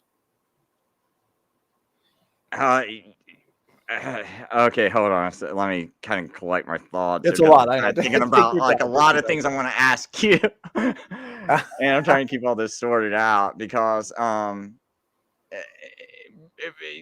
guess I just have a issue with this whole thing about strengthening a covenant, because they'd already have to have a covenant with them in the first place. And I just don't see that with the Titus or Vespasian or whoever they want to say at the time making this covenant with the Jews. I just don't see how this can work in. And it does say causes sacrifice and oblations to cease. And my whole thinking is, it's like when Jesus died, that just caused it to cease. You don't need it to keep going after that.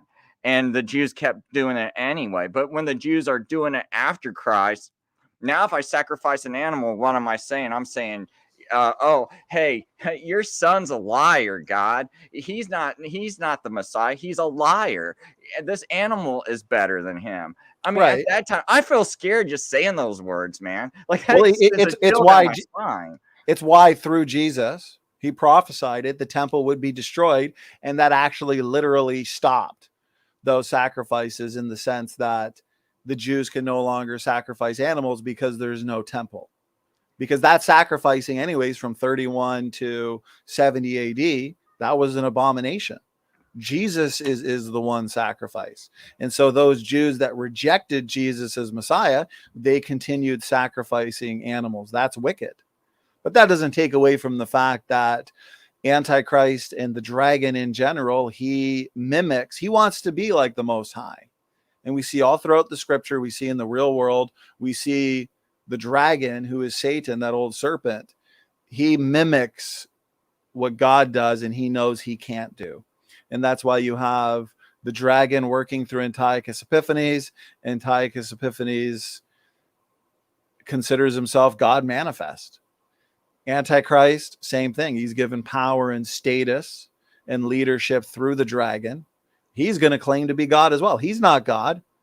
Antiochus Epiphanes is not God, but God actually took away the need for any animal sacrifices. He's the lamb slain from the lamb slain from the foundation of the world. But in the end times, you have the Antichrist stepping foot into the temple, claiming to be God.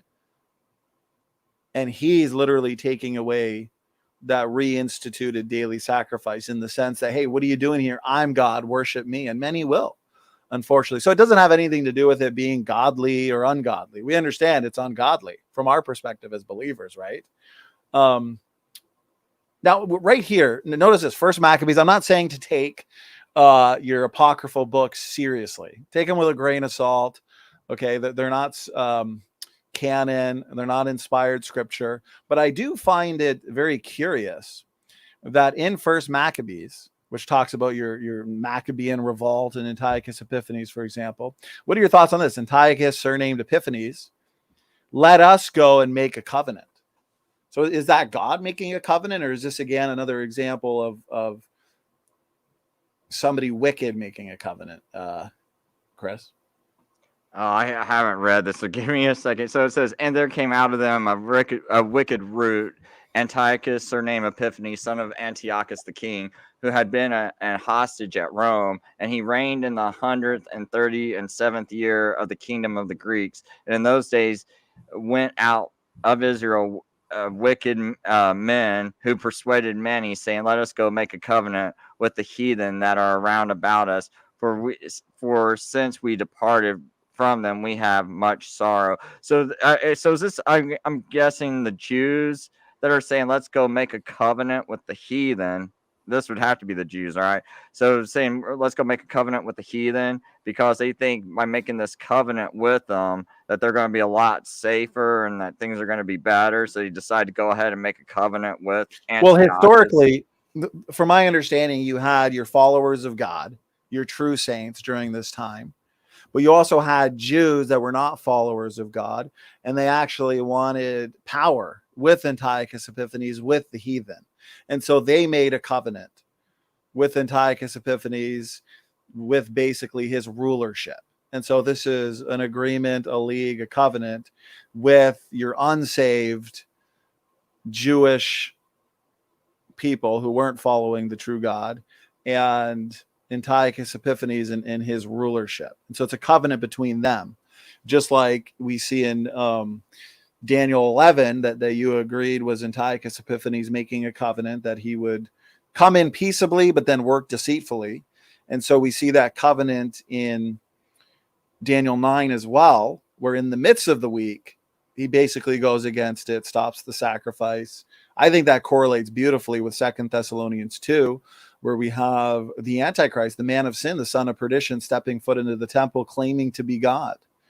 And so this is all after Antiochus Epiphanes, of course.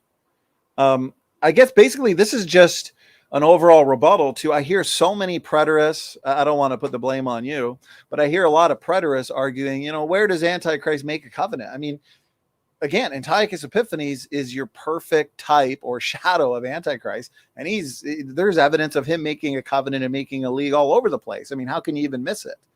So that's my main point here, Chris, but go ahead. I said a lot there.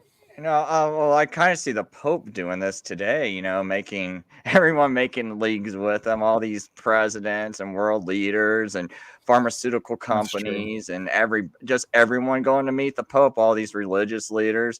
So I see a lot of that in the Pope also.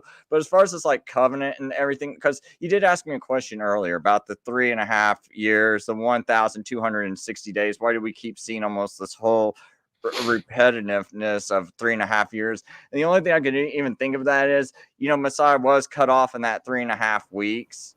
And then that afterwards, I just wonder if there's just some kind of like symbolic tie-in to, okay, you crucified him, and then so now there's always like these like 3.5 years or 1,260 years, however someone wants to interpret it. And so I just wonder if there's like, if that's why there's the correlation there. But as far as like, it's really hard for me to just get over the fact. Well, Chris, let me ask you this before, because I just wrote down what you said. I wrote down what you said earlier. Okay. If you have Jesus, Messiah, being cut off in the middle of the week, so in the middle of that final 7-year period of the 70 weeks, what happens after the next 3? If it's in the middle of the week, the Messiah is cut off. What was so special that happened 3.5 years after Messiah is cut off?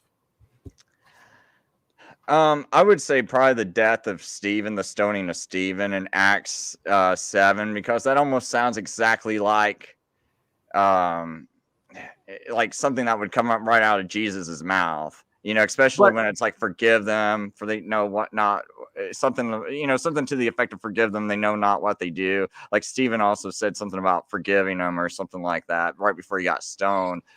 And he well, almost pronounced like a whole judgment on him that just made him grow in wrath. So, but here's the problem that I have with that. So you're saying 3.5 years after Messiah is cut off, it culminates with Stephen being. Where does the Bible say that? I mean, I believe that Jesus's ministry was probably 3.5 years. I don't even know if the Bible says it's 3.5 years, but let's just say, assume it is. He's cut off right in the middle of a 7-year period. But you're saying the end of the next 3.5 years, so basically the culmination of the 7 years is Stephen being stoned. I mean, to me, that just seems retrofitting the data, because where in the Bible, I mean, maybe you can point somewhere, where in the Bible does it say that Stephen was stoned 3.5 years after Jesus was crucified? well, this is no. Now I will give you this. This is just my own personal belief, and this is something I'm still working on a date for, because I've figured out the dates for everything else. I just haven't came across because I think there would probably be something significant at the end of this date, and this is just something that's kind of like been like I've read in various books where they seem to say Stephen was like the end of it. Some say like I think it's like the conversion of Cornelius. Others say that. So this is just something I'm still kind of trying to work on. So I'll give you that. But I guess just actually, Chris, if you don't mind, before we move on, though, I'm going to give you plenty of time to ask me questions. But I think this is key, because this goes back to my opening statement, where we have this perfect 2-part picture of restoration. Again, this is why I spent so much time on your shadow fulfillments versus dual and triple prophecy fulfillments. I could spend, which I have in my book and in video form, I could spend, the next 2 hours going over all of the examples of dual and triple prophecy fulfillments. I saw a couple people in the audience saying, what does he mean by that? Since you agree with me that the Bible works in cycles, you agree with me that there are dual and triple prophecy fulfillments, I didn't feel the need to go over a bunch. But one prime example is with Abraham when he was offering up his son on the altar. What came out of his mouth was a beautiful prophetic statement of the Lamb, Jesus Christ, in the future. God will provide himself a lamb. But in the immediate context, what was literally offered up? It was a ram. And so, yes, it met those requirements partially. But in the future, your more dramatic fulfillment was the literal lamb, Jesus Christ. So we had a ram, an immediate fulfillment. God will provide himself for a lamb, but then we had God manifest in the flesh in the future, the lamb slain from the foundation of the world.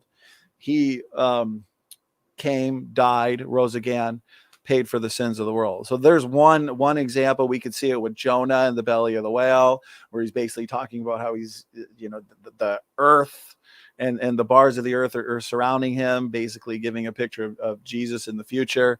I mean, again, with the abomination of desolation, we have Antiochus Epiphanes in 2nd century BC. And then we have in 70 AD, the destruction of the temple.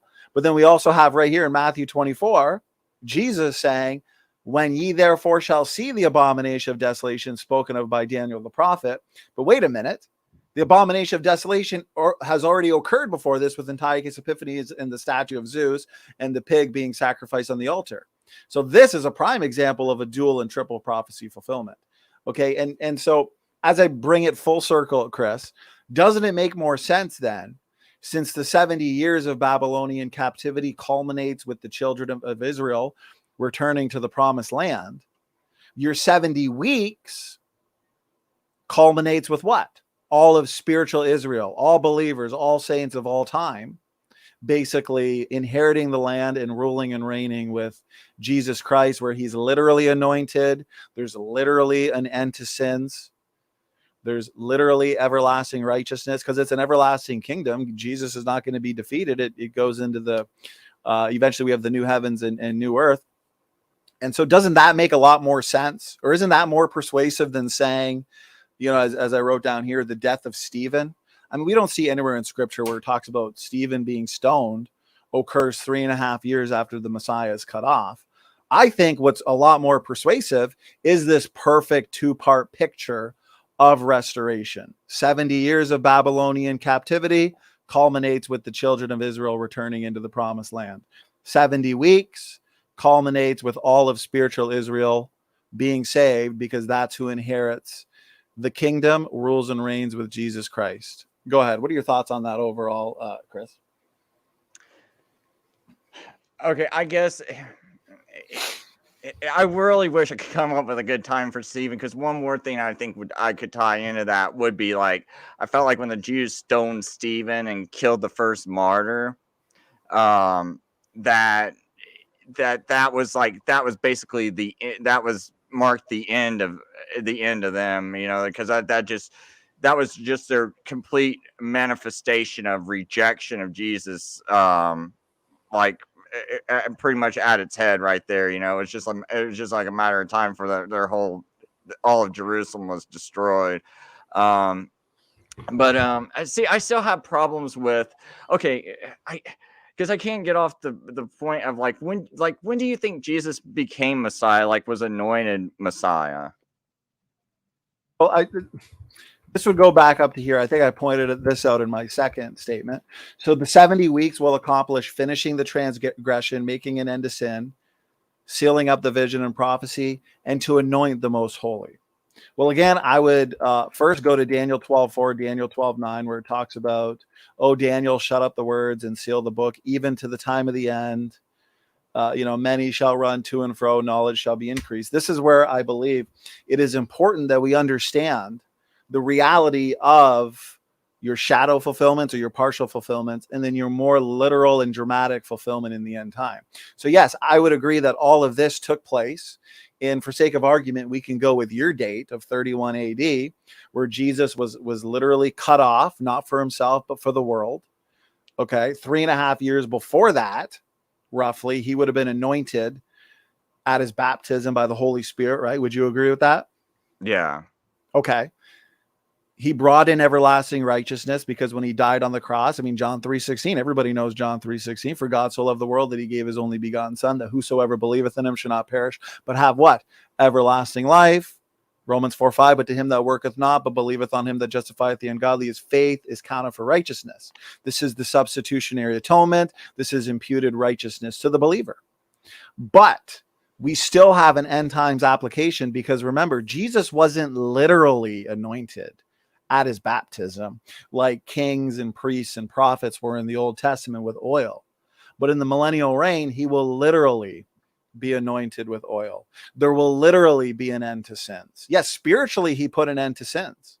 Spiritually, he's ruling and reigning in our hearts. But there is still a future application where all of this will be fulfilled in their entirety, in its fullness, at the millennial reign. And so I agree with you when you say he was anointed at his baptism. I agree with that. But where I believe you go wrong is you miss the bigger picture, where he will literally be anointed and he will literally rule and reign in the millennial reign. Tell me if that makes sense, and then speak to that a little bit, Chris. Yeah, well, see, my whole thing is, though, it's unto Messiah, because it doesn't say, it says, let's see here, and thou dost know and dost consider wisely, from the going forth of the word to restore and build Jerusalem till Messiah the leader is 70 weeks and 62 weeks. So that's your whole 69 weeks. And it doesn't say nothing about him dying, in between that. It just says from the going forth to build Jerusalem till Messiah the leader is 69 weeks. So and then it's and then so it says after 60 and 2 weeks cut off as Messiah. So it's and I just can't get over the words after, but that if for after 62.5 weeks, so that'd be after 69 weeks cut off as Messiah. What happened after the he 7 has to weeks? already be Messiah before he gets cut off. I mean, you Right, don't but what happened go ahead after and the kill 7 him. weeks? What happened after the 7 weeks? How did that end? After what? The first 7 weeks of the 60 the 69, the first You got the 7, 49 years. 62, 7 and 62. So what happened after the 7? I don't know why they're actually broken off like that, because when you're reading the Hebrew, it says like it's like 7 sevens, 62 sevens. So I don't know why they did that. It's but Well, my the passage says what happens at the end of your 7 weeks. It says from the going forth of the commandment, or yours says of the word, to restore and to build Jerusalem till Messiah the leader, 7 weeks, and 60 and 2 weeks. So we have God breaking up the 70 weeks into 3 components. He didn't do that with the 70 years. He just said 70 years and the children of Israel are going to get back into the land. But here we have 70 weeks and there's 3 components, 3 elements: 7 weeks, 62 weeks, the 1 week. Your 7 weeks, your first component ends with what? The city built, the temple built, the wall built, the children of Israel are back in the land. Now you have your second component. Your second component ends with what? Messiah being cut off. And so it's at the end of your 69th week, in the sense that it's at the end of that second element of your 70 weeks that Messiah is cut off. And so it's not saying, Chris, oh, well, sometime after the 69th week into the 70th week, Jesus is cut off. No, it's saying after that second element or second component of your 70 weeks, that's when Messiah is cut off, in the same sense that it's after your 7 weeks that the temple is built, the wall is built, and the city is restored. Does that make sense? Well, okay, so you could say that like Ezra and Nehemiah had like a joint project in overseeing the restoration and building of Jerusalem, right? The spiritual restoration and the physical restoration of the rebuilding of Jerusalem. And then we know, like Nehemiah, the book was written in like 408 BC, something like that. Like all those events went up to 408 BC. And so if you go like 408 to 457, I mean, there's your 49 years right there. Because I mean, that's what some sources say, that the book of Nehemiah was written around 408. So I'm wondering if that's why there's this like stopping point, because maybe that's well, if you notice, so I screen shared. Now you were screen shared for a bit there. Notice here, what is the 7 weeks? Getting the temple, the wall, and the street, but that's going to take time. It's going to take time when the commandment goes out for basically the children of Israel to, be allowed to go, permitted to go back into the land. Now they got to build the street, the temple, the wall. But we understand this was done in troublous times. We read about this in Ezra and Nehemiah, where there was a time where they weren't building it because of all the conflict that was going on. And then Artaxerxes basically stepped in and said, allowed them to continue building, the wall and the street, if I understand correctly. And so 49 years, yeah, that makes sense. The 7 weeks ends with everything built. And so from my position, we have your 7 weeks, which is your first component. And then you have a little bit of a gap. I'm not sure how long, 70 years, 80 years. And then you have your second component, 62 weeks, which ends with what? Messiah being cut off. And that makes sense. So at the end of your second component that's given to us right in Daniel 9, notice here, he's breaking it up. Shall be 7 weeks and 62 weeks. The street shall be built again, the wall, even in troublous times. And then it clarifies, after your 62 weeks shall what? Messiah be cut off. So he's given those 2 components, 7 weeks, 62 weeks. And so now to the 7 weeks, the street shall be built again, even the wall, and the wall in troublous times. Now we get into the second component. And after 62 weeks shall Messiah be cut off, not for himself and the people of the prince, so on and so forth. Then verse 27, we have the details of your final week. And so I don't understand how you can put Messiah being cut off or Jesus's ministry at all in your third component, because Messiah is cut off after your second component. So how do you justify putting it into your third component of the 70 weeks, Chris? Well, I look at 70 weeks determined as being 70 weeks are cut out of time, because that's what that that Hebrew word right there for determine is like it's cut out of time. So God's cutting this time out. So he already cut this amount of time out. That's it. Like he didn't say, oh, it's going to be like 500 weeks or 535 weeks or whatever it would be to equal up to today of 2000. It's like 70 weeks are determined. 70 weeks, we cut out these 70 weeks. So you have a specific time frame that all this is going to happen and all this is going to be fulfilled. And I just don't see anything in the text that shows that you have a gap. And so my only thinking is if there's nothing in the gap, but yet you see these like little blocks of time, maybe it's because, God has like Ezra and Nehemiah overseeing the rebuilding and restoration of Jerusalem, all the walls. Right. And then after that, then you got your 62 weeks until Messiah, but you have to at least anoint the Messiah. Like you can't just, be Messiah, be Messiah and then you kill him. It's like you got to anoint him. And I think I see all this being connected. I see nothing in the text that says that you got to. Well, he's anointed. He's anointed within your second component, because if your second component, the 62 weeks, ends with Messiah being cut off, well, Jesus was anointed at his baptism prior to being cut off.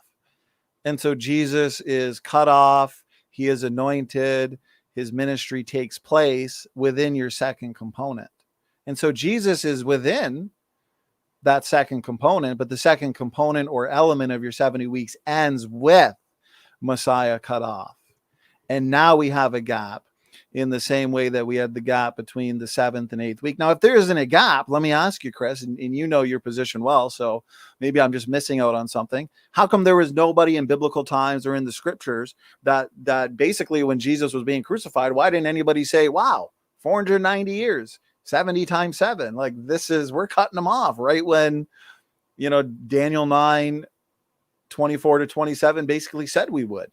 It's pretty easy calculations, right? 70 times 7. I don't even know if they knew he was going to die like that. They just knew Messiah was coming. I don't know if they actually knew he was going to be sacrificed on the cross. So some people could have been sitting there in total disbelief. Like, I thought this was the Messiah. And then you got like everyone else who was like expecting like some strong ruler, and they're just sitting there rejecting him because they're like, well, this isn't how it's supposed to end. Because I think those Jews in 66 AD, I don't think they would have been so bold as to go against the Roman Empire, because that was pretty bold what they did when they decided, well, hey, we're going to take on the whole Roman Empire in 66 AD. So it's like, well, why were they thinking that? Well, maybe they were thinking, well, maybe we were wrong about the Artaxerxes decree. Maybe it was the Darius, what was his, like Nothus decree, like Nothus, Darius Nothus. I think they tried to start a decree sometime around his time, which would have landed it right around 66, would have been the 483 years is where it would stop. So then if you're thinking like, the Jews could have been thinking, hey, the Romans can't take the scepter away from us until Messiah comes. So there's no way they can take this away from us. So let's be emboldened and let's go rise up against them, and then you got all these other people trying to claim that they're the Messiah and the leader, and they don't know who to follow because they done rejected the other Messiah. So that's why I think there was like some confusion there, because some people just didn't expect, the people who didn't believe Jesus, or like I said, like when they're watching him crucified, I think some people are having doubts, like they're going, well, I did think this, but I sure didn't think he was going to be crucified. And I mean, we just saw, like well, let me say this, Chris, but to your points there, yes, the Jews, they were expecting Messiah to bring them back to their former glory, their former triumph. Basically, Jesus would come about and bring them back into glory, defeat the Roman Empire at the time. Jesus did defeat the Roman Empire. He defeated the evil of the world spiritually, and he will defeat it physically in his millennial reign. That's where your shadow fulfillment, your more literal and dramatic fulfillment in the end times comes into play. But remember, some of your apostles, The disciples, as Jesus was being cut off, or even when he rose again, at that point, a lot of, especially the believers, they recognized, okay, Messiah was cut off for the world. He's died. He's risen for us. How come nobody said, wow, this fit perfectly? You know, Daniel 9:24-27 said Messiah would be cut off, and 70 times 7. See, my argument is that would be a self-fulfilled prophecy. But it makes sense if you have 7 weeks, just a small gap between the 7th and 8th week. Then you have your second component, then a gap, and then your final week. And I think the shadow fulfillment anyways proves that, because there is a gap from 31 AD to 66 AD, the start of that Jewish-Roman war, which again, you have to basically say Daniel 9:27 isn't talking about the 7-year Jewish-Roman war. And so is it a coincidence then that we had this 7-year war? Right in the middle of the war, the sacrifice stops because the people of the prince that shall come go into the temple, destroy it. You know, I want you to comment on that, but because we're now past the 2-hour mark, I really did want to get your thoughts on this, because we both agree that Daniel 11, Daniel 8 is Antiochus Epiphanes. I am saying everything Antiochus Epiphanes does through the dragon, Daniel 8 confirms this, that it's through the dragon giving him power. The Antichrist does, because it's a type, it's a shadow, it's a localized version, one could say, of the Antichrist, where we're going to have these same events, but on a more grand scale in the end times. And you have to be living in Iraq to not see where this world is going in terms of your one world government, one world currency, you know, the elites working towards the removal of cash, basically a cashless society. But anyways, you know, we could go down some rabbit trails there. But my point is, notice Daniel 11, and he, referring to Antiochus Epiphanes, shall exalt himself and magnify himself above every god, and shall speak marvelous things against the God of gods. 2 Thessalonians 2, the famous Antichrist passage, or man of sin. Notice what it says. That man of sin be revealed, the son of perdition, who what? Opposeth and exalteth himself above all that is called God or that is worshipped. 2 Thessalonians is way after Antiochus Epiphanes in Daniel 11 in 2nd century BC. And so what is 2 Thessalonians 2 speaking of?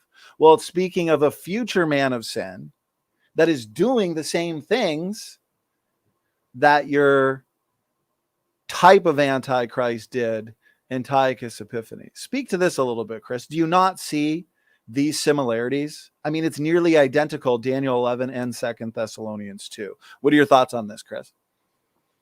Well, as far as like 2 Thessalonians 2, I think all this applies to the Pope, because it's like opposes himself, exalts himself above all that is called God and or that is worshipped.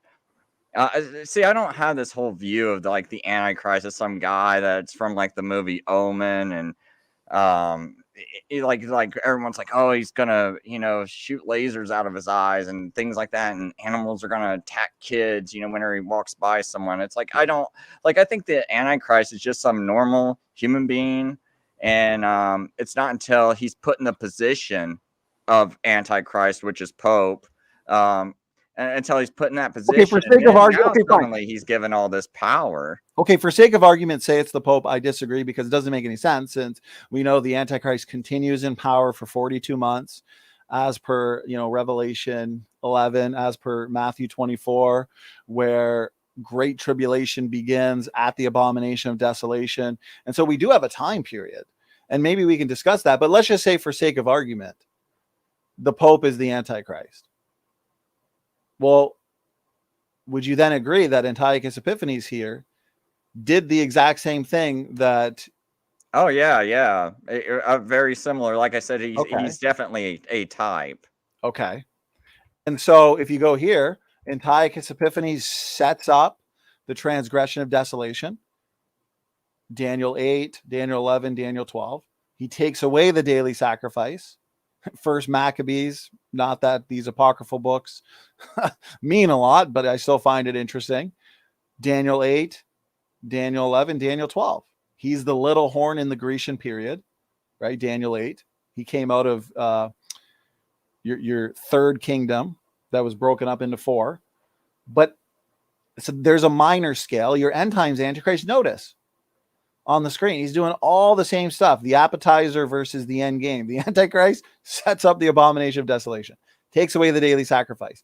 He's mentioned in Matthew 24. He's the Antichrist. He's the little horn that comes out of Daniel 7, which is after the third kingdom, basically. And that's your more grand scale. And so basically my question to you, and it comes down to the question for tonight, who is the he of Daniel 9?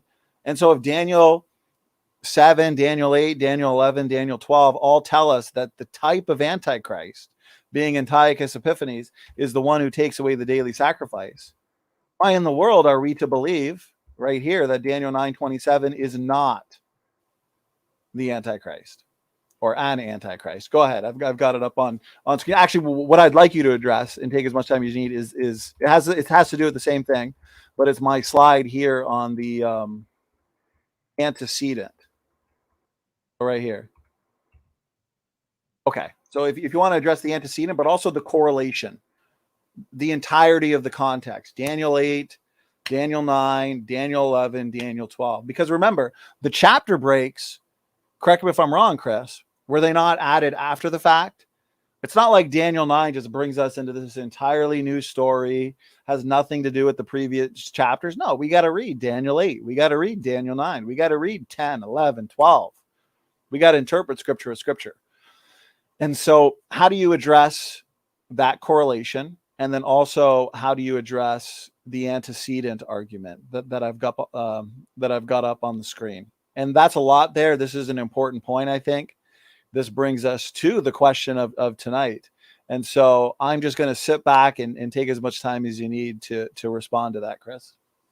Well, I will say, though, there are chapter breaks because it's because like in chapter 10, it talks about like in those days, Daniel had been mourning for 3 days in verse 2 of chapter 10. So we know there's like a break going on here. And I think previously before that, too, there's like a break going there's something that notes a break. I'm trying not to flip back to it, but anyway, yeah, I just again, I mean, I guess my biggest point or my biggest problem with accepting it, because I gotta admit, like the way you laid it out, it would sound convincing to me, and you laid it out pretty nicely as far as your thoughts on 27. So it does make me think I got to approach this differently the next time, as far as like what point I need to hit harder to maybe have someone think differently about this. I got to kind of reconstruct how I argue this point now that I see more closely about how you're viewing it.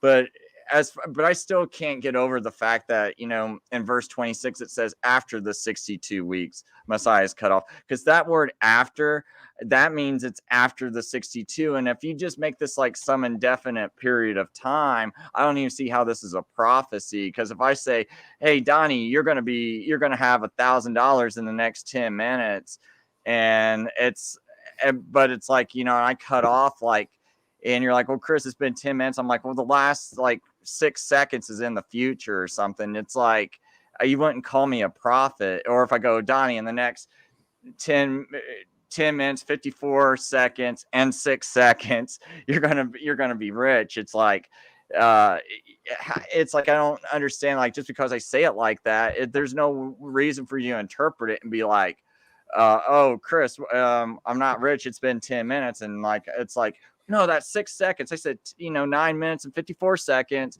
and 6 seconds. That 6 seconds is in the future. Like, you wouldn't automatically assume it. You would just add those together. I said, and I would just add those together. I think that's just what, the average person would do, is just add it all together and go, oh, that's one complete time. And then I would just think, oh, okay, you're a liar. It's like, because you gave me no reason to even think that 6 seconds should be thrown into the future. And that's what I'm looking for in this text. It's like, I don't see God doing that with previous prophecies. And it's like only this prophecy he's doing it with. And then it just, so that's one of the parts that just doesn't make sense to me. And it goes, and after 62 weeks. So it's like, why am I not thinking, oh, this is like a continual 69 weeks, and then after the 62 weeks, cut off as Messiah? So I'm looking for Messiah to be cut off after this time, but I need to like have some kind of length of time, and that's why I think the next verse 27 tells you, okay, in 1 week is Messiah going to be cut off. And Actually, so now Chris, I could get I the time address, frame. because I noticed the version you have on screen. Okay. And to work backwards, and I want to address, because you have it saying, and he has strengthened a covenant with many. I want to address that real quick, because you made that point earlier, and just everything that I've written down, I want to make sure that I address for your satisfaction. Okay. It's not an issue if you understand that the 70 weeks is broken up into 3 components: 7 weeks, 62 weeks, 1 week. Your 7 weeks ends, as we've discussed, Chris, with the rebuilding of the temple, the rebuilding of the wall, the rebuilding of the city.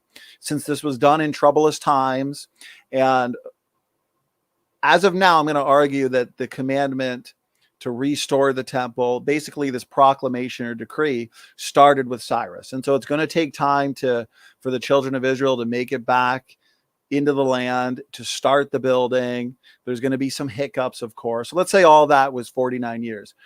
But that first component ended with all of that done. It's all accomplished, cities built. Now you have your second component. And so in the same way that your first component ended with the city, the wall, and the temple built, and the street, your second component, your 62 weeks, that ends with what? Messiah being cut off. And so none of us are going to put the rebuilding of the temple, the street, and the city in the second component. And so we shouldn't put the ministry of Jesus in your third component, since the ministry of Jesus is over after your second component. Your second component is done with Messiah being cut off, and we still have that third component. And I think your issue to dispute that is going to be with verse 27, and just this perfect match to your 7-year Jewish-Roman war. We're right in the middle of the war, just like this says, right in the midst of the week. Sacrifice stops in the middle of a war. And we know in 70 AD, the people of the prince, this goes back to the antecedent of the he, goes back to the people of the prince and not the Messiah, destroys the temple, destroys the city. As a result, stops the sacrifice. There's a gap between 31 and 70. And since that's a shadow fulfillment, there's a gap between what? There's a gap between Jesus' second coming, the start of your end time 7-year period, and of course the millennial reign, because the children of Israel came back into the promised land. It was a happy ending after 70 years of Babylonian captivity. The 70 weeks, I believe God broke it up into 3 components, because he's telling us there are gaps, since obviously 73 AD was not the millennium, where all spiritual Israel is saved, where we rule and reign with Jesus Christ. And so there is a gap there from the second coming to the millennial reign, in the same way as there's a gap between 31 AD and 70 AD. But what I wanted to say, where it says, and he hath strengthened a covenant with many. Well, go to First Maccabees, read your history on Antiochus Epiphanes, look at Daniel 11, look at Daniel 8. There was a lot of lead up to that covenant. Just like, I did sales for a while, and anybody who makes a big deal in sales, right? So you make a big agreement with somebody that, hey, they're going to buy this $80,000 car, let's say. Well, there's a lot of buildup to that. There's a lot of pre-agreements. There's a lot of signing off before the ultimate signing off of the major purchase. And so here is not a problem with me. So if we have the Antichrist strengthening a covenant, that tells me there's been a lot of boardroom meetings. There's been a lot of back and forth debate over whatever this covenant is. But there's going to be a period of time, and this could be behind closed doors, right? Where people are sitting around a table in a smoke-filled room. That's obviously a little tongue-in-cheek, where this covenant is now strengthened. The agreement is now made for good, as in there's no going back on it. In the same way that Antiochus Epiphanes, he came in peaceably. He made a covenant, and I'm sure it took some time. People who are in sales know that big deal takes some time. Takes a lot of back and forth conversation, a lot of back and forth debate. And so there will be a time, just like with Antiochus Epiphanes, where that covenant that's been discussed, There is now a solid agreement. There is now a firm handshake. It is strengthened. And so I don't have a problem with that version that you have up on screen. It seems to play out nicely. But anyway, well, here's one thing. Let me read this for you this way then. Okay, because you want to say this is going to be the Antichrist is he, right? Do I got that right? So the he, going back to your so verse 27, I would argue is not the Messiah, since the nearest antecedent is the prince, as in the people of the prince. So that he therefore must be referring back to the prince and not the Messiah before it. And so Titus, in terms of the immediate fulfillment, is the prince, the people of the prince. But in terms of your end times application, in the same way that the ram in Genesis was provided as a sacrifice, that was the immediate fulfillment. But in the future, it was Jesus Christ, the Lamb. God will provide himself a lamb. So verse 27 is Titus in terms of its shadow fulfillment, but the Antichrist in terms of its end times, more dramatic fulfillment. Does that help? Okay, Chris? so let me see if I got you straight on this then. So like we would both agree that Antiochus fulfills Daniel 8. So you're basically saying in the same way Antiochus fulfills Daniel 8, this whole Daniel 70 weeks was fulfilled by Titus. And so this is done, and then there's just going to be some kind of future application, some loose future application, kind of like with Daniel 8. I'm saying the ultimate fulfillment of Daniel 9 can't be Titus, that 7-year Jewish-Roman war. And the destruction but you would say the ultimate fulfillment, I'm just making sure I'm following you. The ultimate fulfillment for Daniel 8 would be Antiochus, but you're not saying the same thing for Daniel 9:27.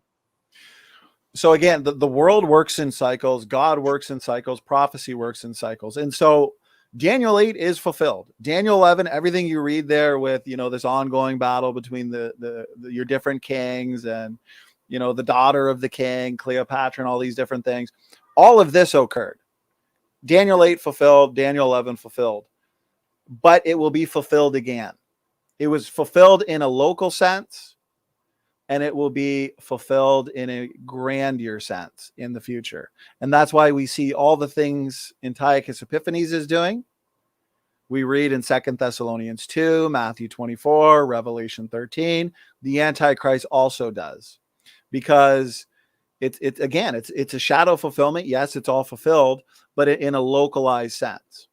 There is going to be a more dramatic fulfillment in the end times. Go ahead. Hopefully that. Actually, I want to say this. So no, one of the main reasons, and this is what I covered in my opening statement, is that your 7-year Jewish-Roman war and the destruction of the temple, that can't be the ultimate fulfillment. Although it's an amazing shadow fulfillment, remember, the 70 years ended with what, Chris? The 70 years of Babylonian captivity ended with what? Oh, with them being brought back to Jerusalem and everything being restored. Right. So you nailed it. So it ended with a restoration of Israel to the promised land. But in 73 AD, after this 7-year the Jewish-Roman war, we actually get the opposite of what we got after the 70 years. There's no correlation. There's no return to the land. There's actually a dispersal back out of the land. And so when we recognize the dual prophecy nature of these various passages, we see how the 70 weeks, in terms of its ultimate fulfillment, ends at the millennium, when all believers of all time inherit the land and rule and reign with Jesus Christ. That correlates with the 70 years of Babylonian captivity. Does that make sense? Yeah. I would also say that anyone can believe in Christ and inherit the kingdom of God right now too. Right. So in a spiritual sense, but not physically. Jesus doesn't have a throne here on this earth, ruling and reigning from have you seen the earth? It's heading towards. Oh no, I agree with you. That's the whole reason why I started studying eschatology. Right. It's the only reason I could. It's the only thing I could use, because I've did all the showing people every proof I could, of who's doing what, and no one listened. So I was like, I'll try eschatology now. So, hey, Chris, let me just address on the screen, Jamie Russell, our best friend. And a lot of people are complimenting this discussion. So I do appreciate it. We had a lot, anybody just joined us. The first hour was kind of exhausting because me and Chris did some long-winded openings and rebuttals, but the last hour and a half has been some really good back and forth, Chris. I hope we can do more of this. But Jamie, I'd be so looking forward to another like actual schedule though. That way I can get like a good crowd to come watch us and everything. Right. And I'll have everything set up. Like I won't be like, oh, which tab is it? And so yeah, more of something structured for sure. We'll consider this, the pre-discussion to a more maybe formal debate. But Jamie Russell says Maccabees is not canon for a reason. And I pointed that out several times, Chris, as you know. I was simply showing the very interesting correlation between First Maccabees, where we see a covenant made between your Jewish unbelievers at that time, and Antiochus Epiphanes and his people, basically. But nonetheless, it's Daniel 11, where Antiochus Epiphanes makes a league or a covenant. I even showed dictionary.com. What is a league? A covenant. It's the same thing. They're just used interchangeably.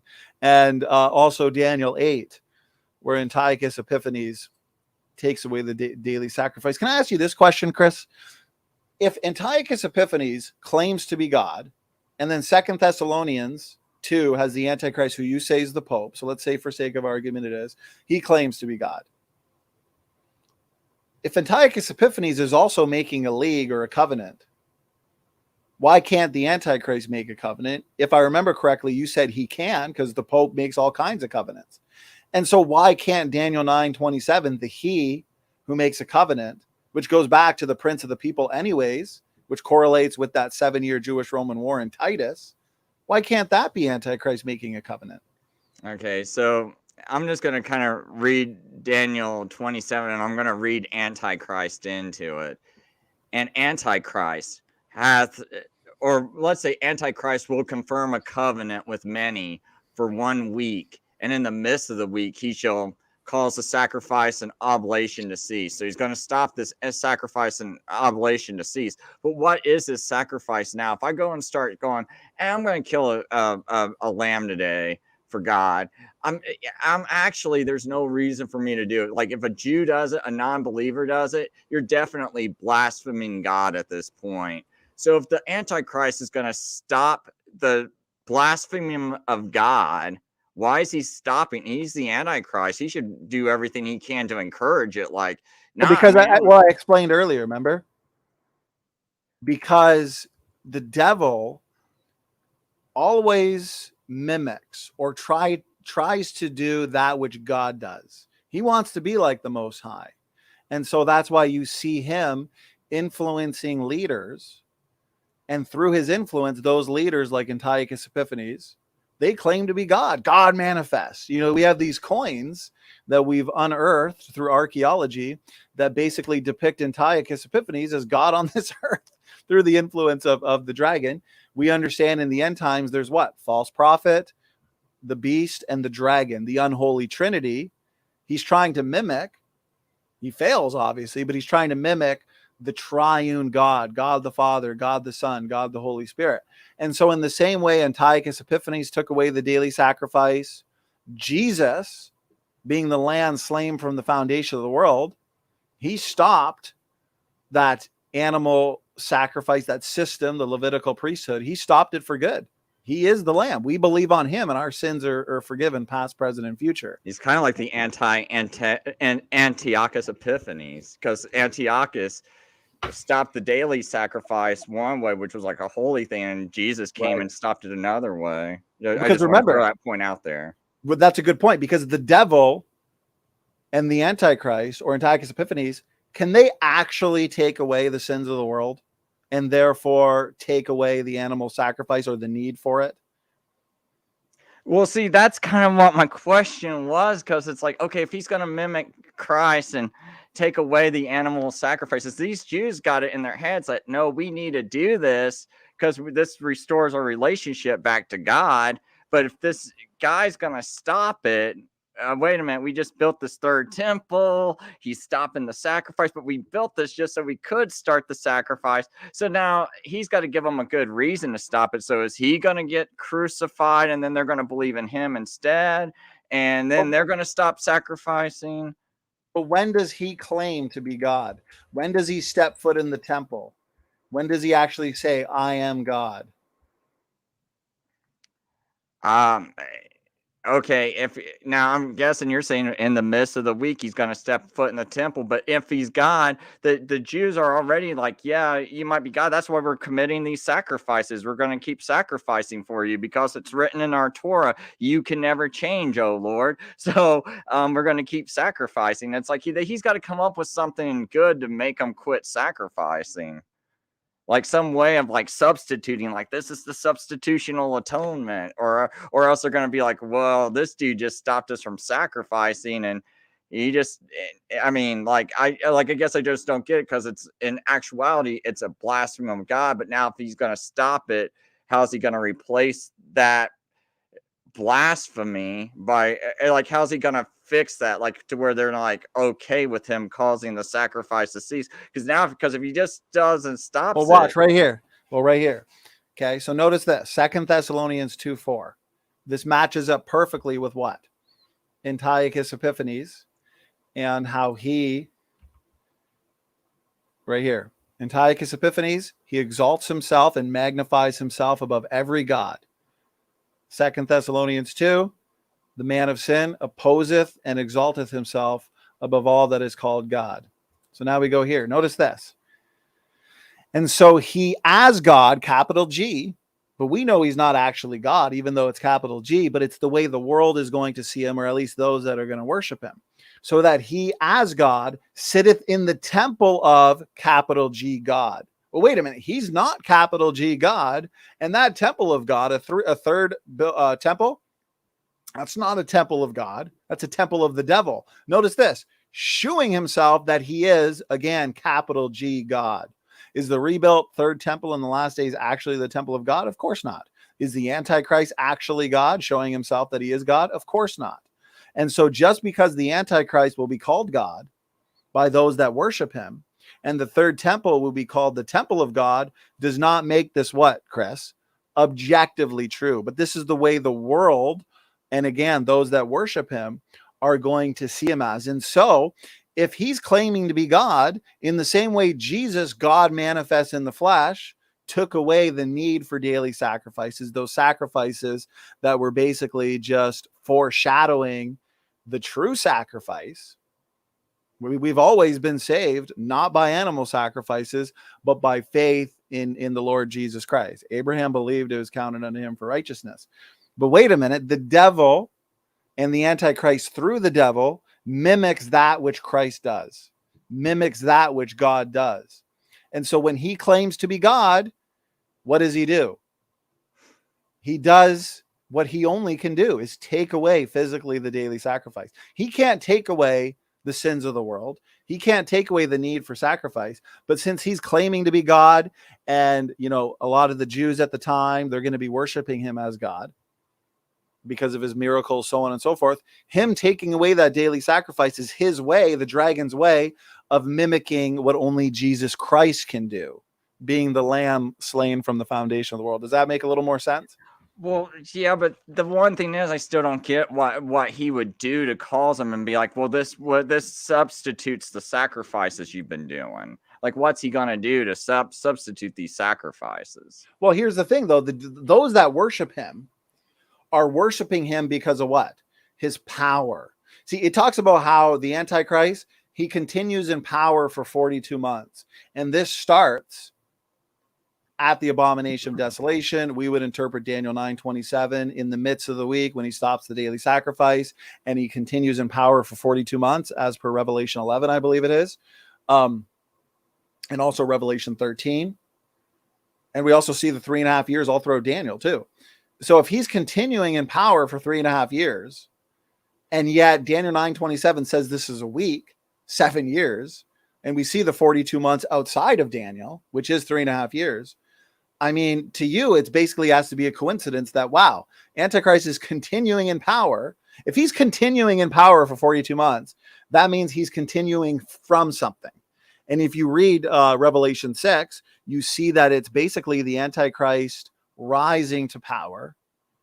He gets power in the middle of the week at the abomination of desolation when he claims to be God. And so those that reject Christ, those that are worshiping him why? Because he's got, he's got claims of peace. He's got this one world government, this one world system. And now he shifts his focus to those that keep the commandments of Jesus Christ, right? Revelation 12. So it makes sense. Yeah. If there are some Jews that fall for him, think that he's actually God manifest, they think he's actually the Messiah. Well, what were we talking about earlier, Chris? A lot of people at the time of Christ, they rejected Messiah. Why? Because they thought Messiah would bring them back to their former glory. And so there's going to be people that are deceived. There's going to be a lot of Jews, a lot of Muslims, Buddhists, everybody. They're going to be deceived by this man, and they're going to think that he's the answer to the world's problems. This is God manifest. The Jews are going to be thinking, we don't need these sacrifices, but at the same time, he's going to be going against the sacrifice. And so there's probably going to be a lot of people that were for it, but at that point, maybe they're going to realize, okay, this guy, he's working deceitfully in the same way Antiochus Epiphanes is. But anyways, go ahead, Chris. What are your overall thoughts on that? Yeah, I just think the Jews would treat him just like they did Jesus and be inspecting him. Well, if you say you're God, this has to be done. This has to be done. Why are you rejecting this? So they're going to be real particular, just like they were with Jesus. Even on the Sabbath, healing people. It's like, oh, you can't do a work on the Sabbath. You can't be doing this. And it's like every little minuscule part of the law, Jesus was analyzed and diligently. And I just don't see how, if he goes, hey, stop sacrificing now, and the Jews know, hey, we need to create these sacrifices. We built this temple for sacrifices just for you, and now you're telling us not to do it. It just doesn't it just doesn't quite click with me. And then it's like, by the wing of abominations, he's going to make it desolate. It's like, I just interpret that Antichrist is gonna punish him for being abominable by doing the sacrifices, and that were abominations and blasphemy to God, and now you're gonna have the Antichrist punish him for the abominations and by making them desolate and consuming But Chris, them. notice this. Revelation 13, which is after Matthew 24, which is after 70 AD. So it can't be referring to Titus and that 7-year war. It's after the Grecian Empire, the Seleucid Kingdom, and Antiochus Epiphanes. But wait a minute, Antiochus Epiphanes, he spoke great things. He spoke blasphemies. He exalted himself as God. He took away the daily sacrifice. He set up a statue of Zeus. But notice here in Revelation 13, Antichrist is doing the same thing. And it says what? Power was given unto him to continue 42 months. Is it just a coincidence that 42 months is 3.5 years? And it talks about how he continues. So he's continuing from something previous, which means whatever this time frame is, it doesn't start at the 42 months. There's something prior to it. And yet Daniel 9:27 has what? A week being 7 years. And in the midst of that week, whoever this he is takes away the daily sacrifice. I mean, how do you not see this correlation is basically my question. I mean, it's just right there in your face. I feel like you'd have to be reading this folded to not see it. Oh, I just think Jesus is basically doing the opposite of Antiochus Epiphanes. I mean, that's why it's like, I really have, like I said, I have a lot of trouble when you don't have a time for a prophecy, because how did a prophecy even come true if you can't even pin down when it started and when it stops, right? Well, you don't have a start date for any of this. It started with King Cyrus in 575, I think. Okay, so we can mark that, right? Is that what you're saying?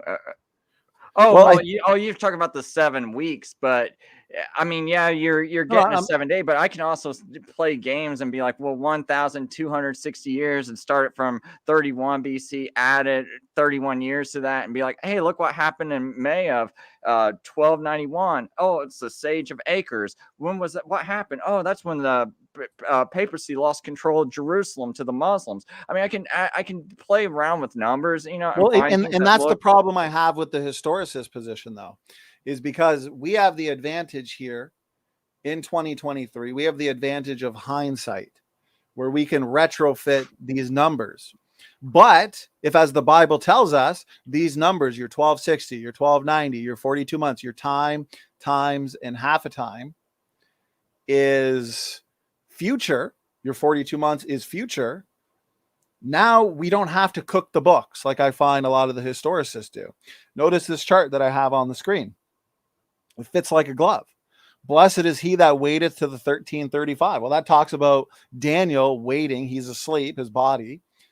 At the 1335 is the resurrection. Well, the resurrection would be the rapture.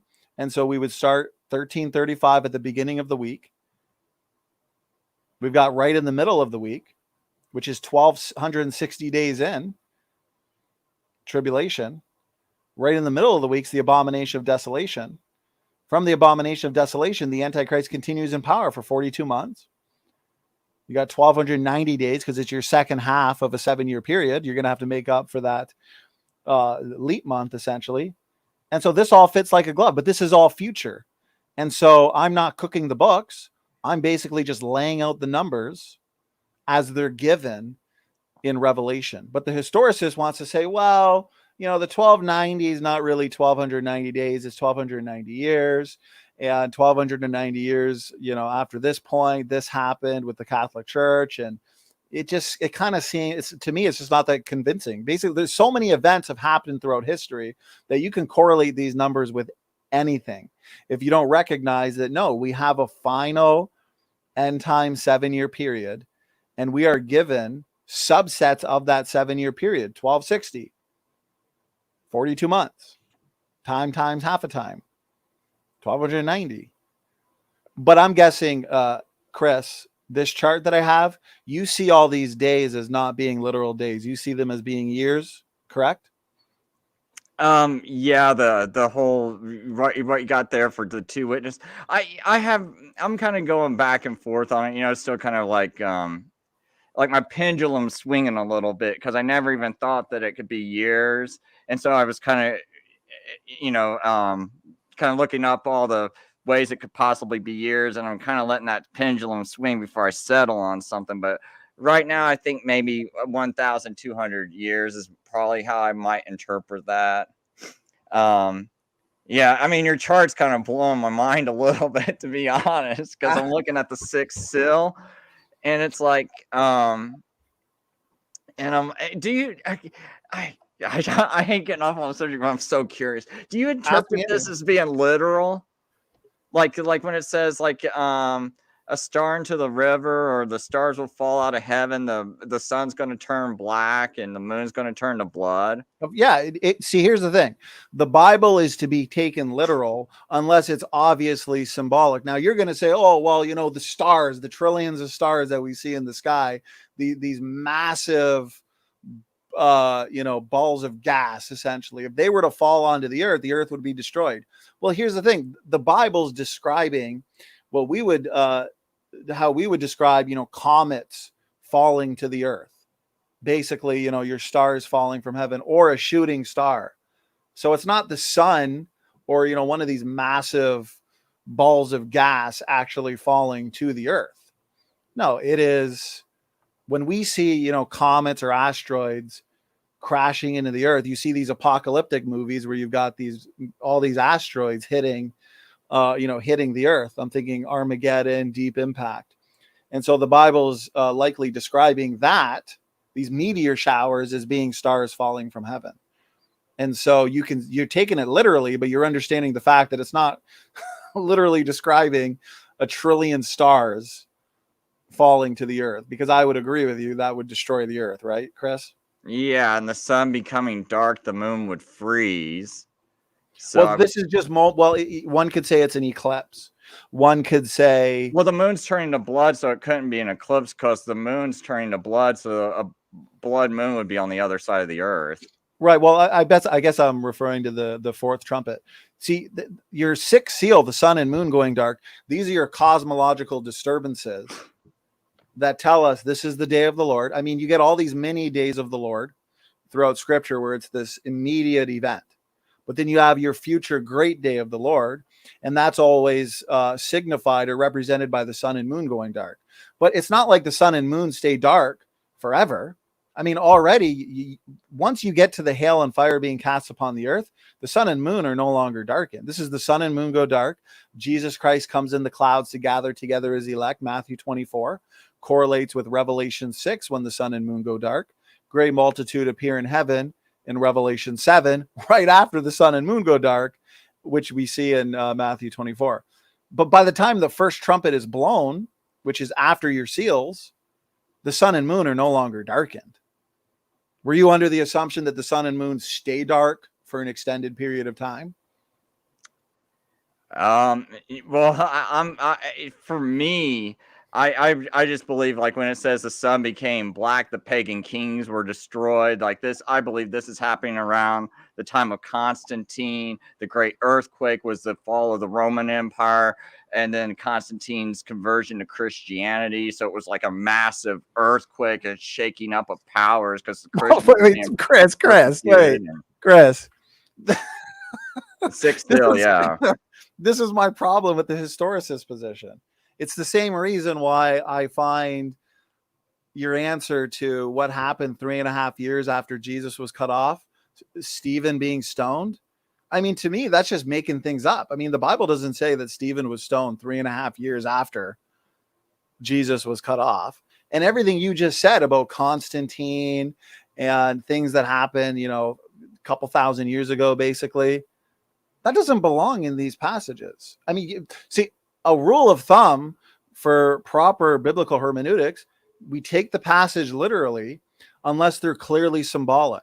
Do you believe that the plagues of Egypt were literal plagues, literal supernatural events, or do you try and symbolize them somehow, like we see on the History Channel, where they say, well, it wasn't really this, it wasn't really the Red Sea being parted. Oh, no, I believe in that 100%. Okay, well, then why wouldn't you believe in your end times period of judgment where you have hail and fire being cast upon the earth? Why would that not be literal, but your plagues of Egypt are literal?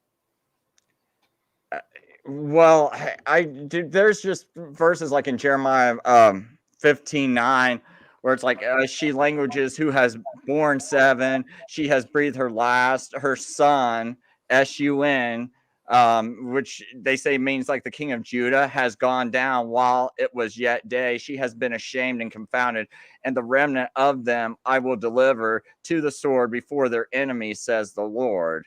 So the sun, the king of Judah going down, would represent the sun. So it's not like the Bible hasn't used terminology like the sun going down and things like that, or being blackened.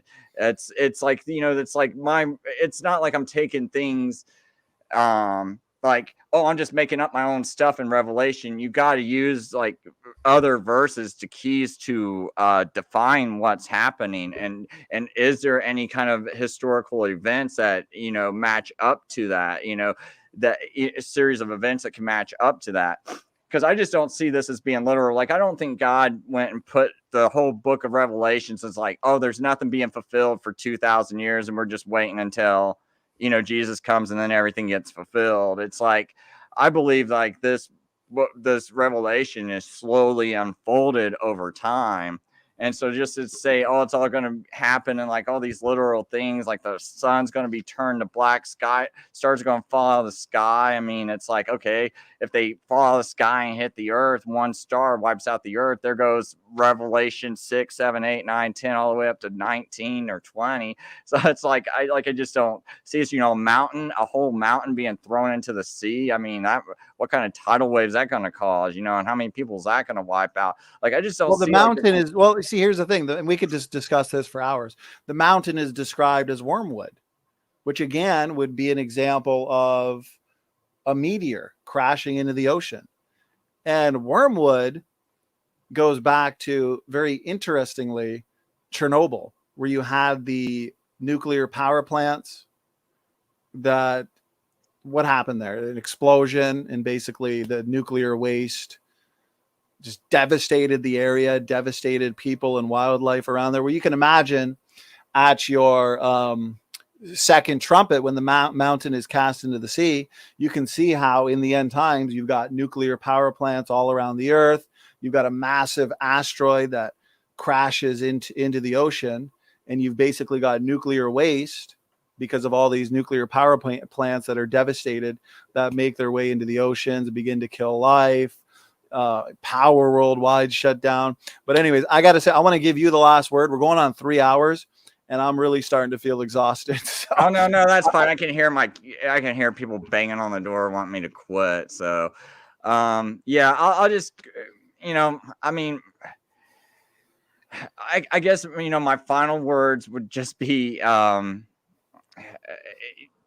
that I just think, you say that historicists just play with numbers, but I mean, at least I can walk up to an atheist or something and be like, maybe you don't believe this, but I at least can come up with like a time, a date to start this prophecy, a date the prophecy actually ends, where I think there's a termination point, an event that happens. I can match up all the history with that event, everything that needs to happen in the Bible. I can match up to this event that happens. Whereas it's like, how do you go, okay, here's 49 years, and now I'm just going to start this 62-year cycle annual place, and then Messiah can die any place within those 62. It doesn't. Well, let me say this, Chris. Again, your Daniel 70 weeks is weeks of years. 77 is 490 days. And so if God gave an exact time, 490 days from Artaxerxes and his decree to Messiah being cut off, you would say 490 days, right? Or years. Well, when Messiah gets cut off, it's 486.5, 486 and a half. Okay. So, again, that would be a self-fulfilled prophecy, but we can still argue, even with a small gap between the 7th and 8th week, you're still right there where Messiah is cut off. It all works out perfectly. Plus, you have Messiah being cut off, not for himself, but for you, for me, for the world, exactly in that same vicinity where Messiah is cut off in 31 or 33 AD. And so it's a beautiful fulfilled prophecy, but it's not a self-fulfilling prophecy, because there is a bit of a gap, and it appears God just didn't want people to just count from this day to that day. And that probably is the case, because we don't see anybody biblically, we don't see anybody at that time realizing once Messiah is cut off, wow, 490 years from, the decree of Artaxerxes, we're cutting off Messiah, just like Daniel 9:26 said. But we had John the Baptist, who knew more or less Messiah was coming around this time, but they didn't know the exact day he'd be cut off. But again, to an atheist, I could point to, and I have, that 7-year Jewish-Roman war, right, Chris? We're right in the middle of the war in 70 AD. Emperor Commander Titus came in with his army, destroyed the temple. This was a 7-year war. The result of this destruction was the sacrifice stopped. And so I can actually say we have a prophecy fulfillment with Daniel 9:26, with the Messiah being cut off. And we've also got, after Messiah is cut off from 66 to 73, we have in exquisite detail a fulfilled prediction of this 7-year Jewish-Roman war and the people of the prince being Titus.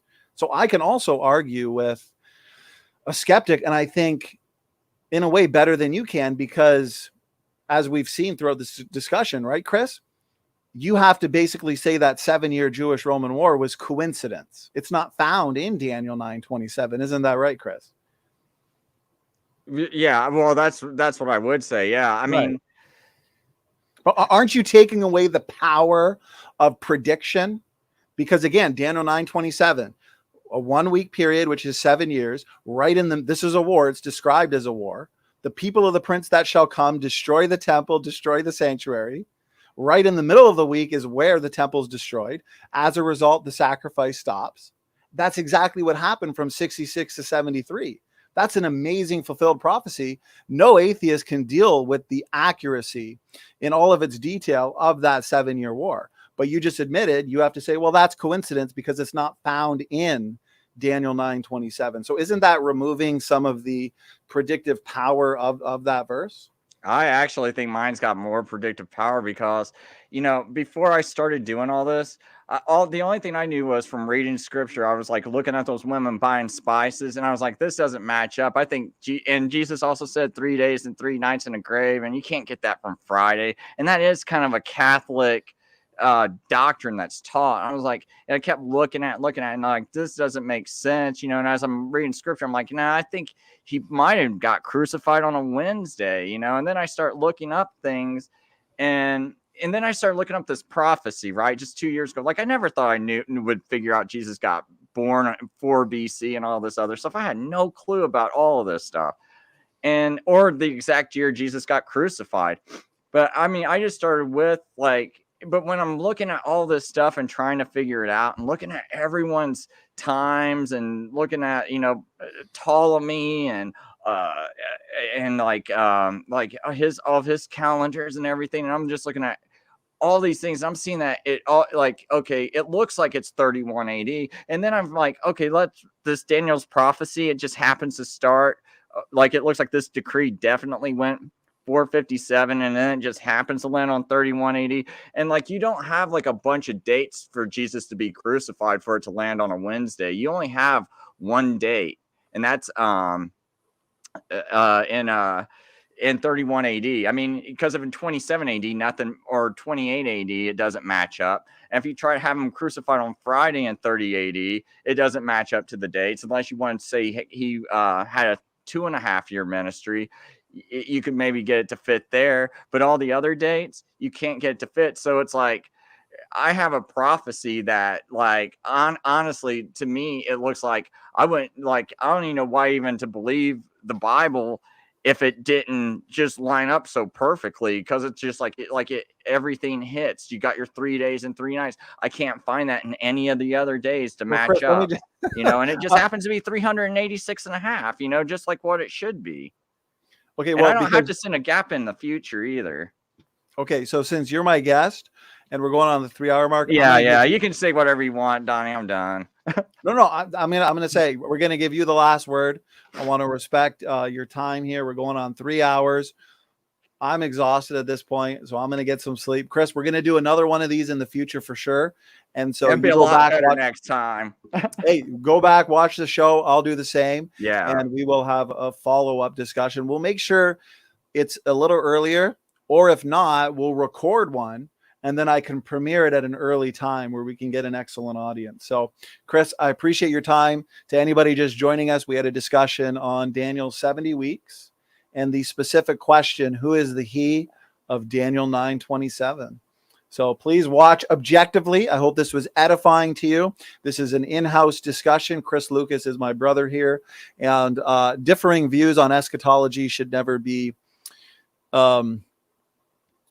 differing issues that result in defellowship, I guess one could say. They're in-house debates. So Chris, I appreciate your time. Is there something really quick that you want to say before we end the show? No, but Donnie, I will say this was a lot.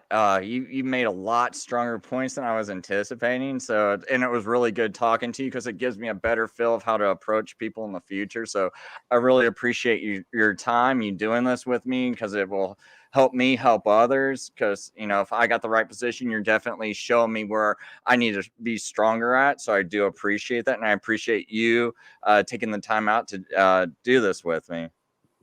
Well, Chris, I appreciate those kind words. I really enjoyed having a discussion with somebody who's knowledgeable, Chris, and well-studied on this topic, and also a night owl, because I've been trying to fit in my own discussions for about a month now, but we do, 5 shows a week. And so I'm like, where am I going to fit in my own debates? And with you, it was easy because you're kind of a night owl like myself, or you take a nap, get up, have this discussion, go back to bed kind of thing. And so, Chris, I thank you for doing this and engaging in this important discussion. We will definitely be doing more of these, Chris. So thank you for joining. And to the audience, there's a lot of good feedback.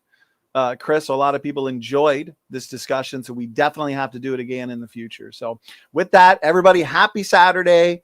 Enjoy your weekend, and we will chat soon.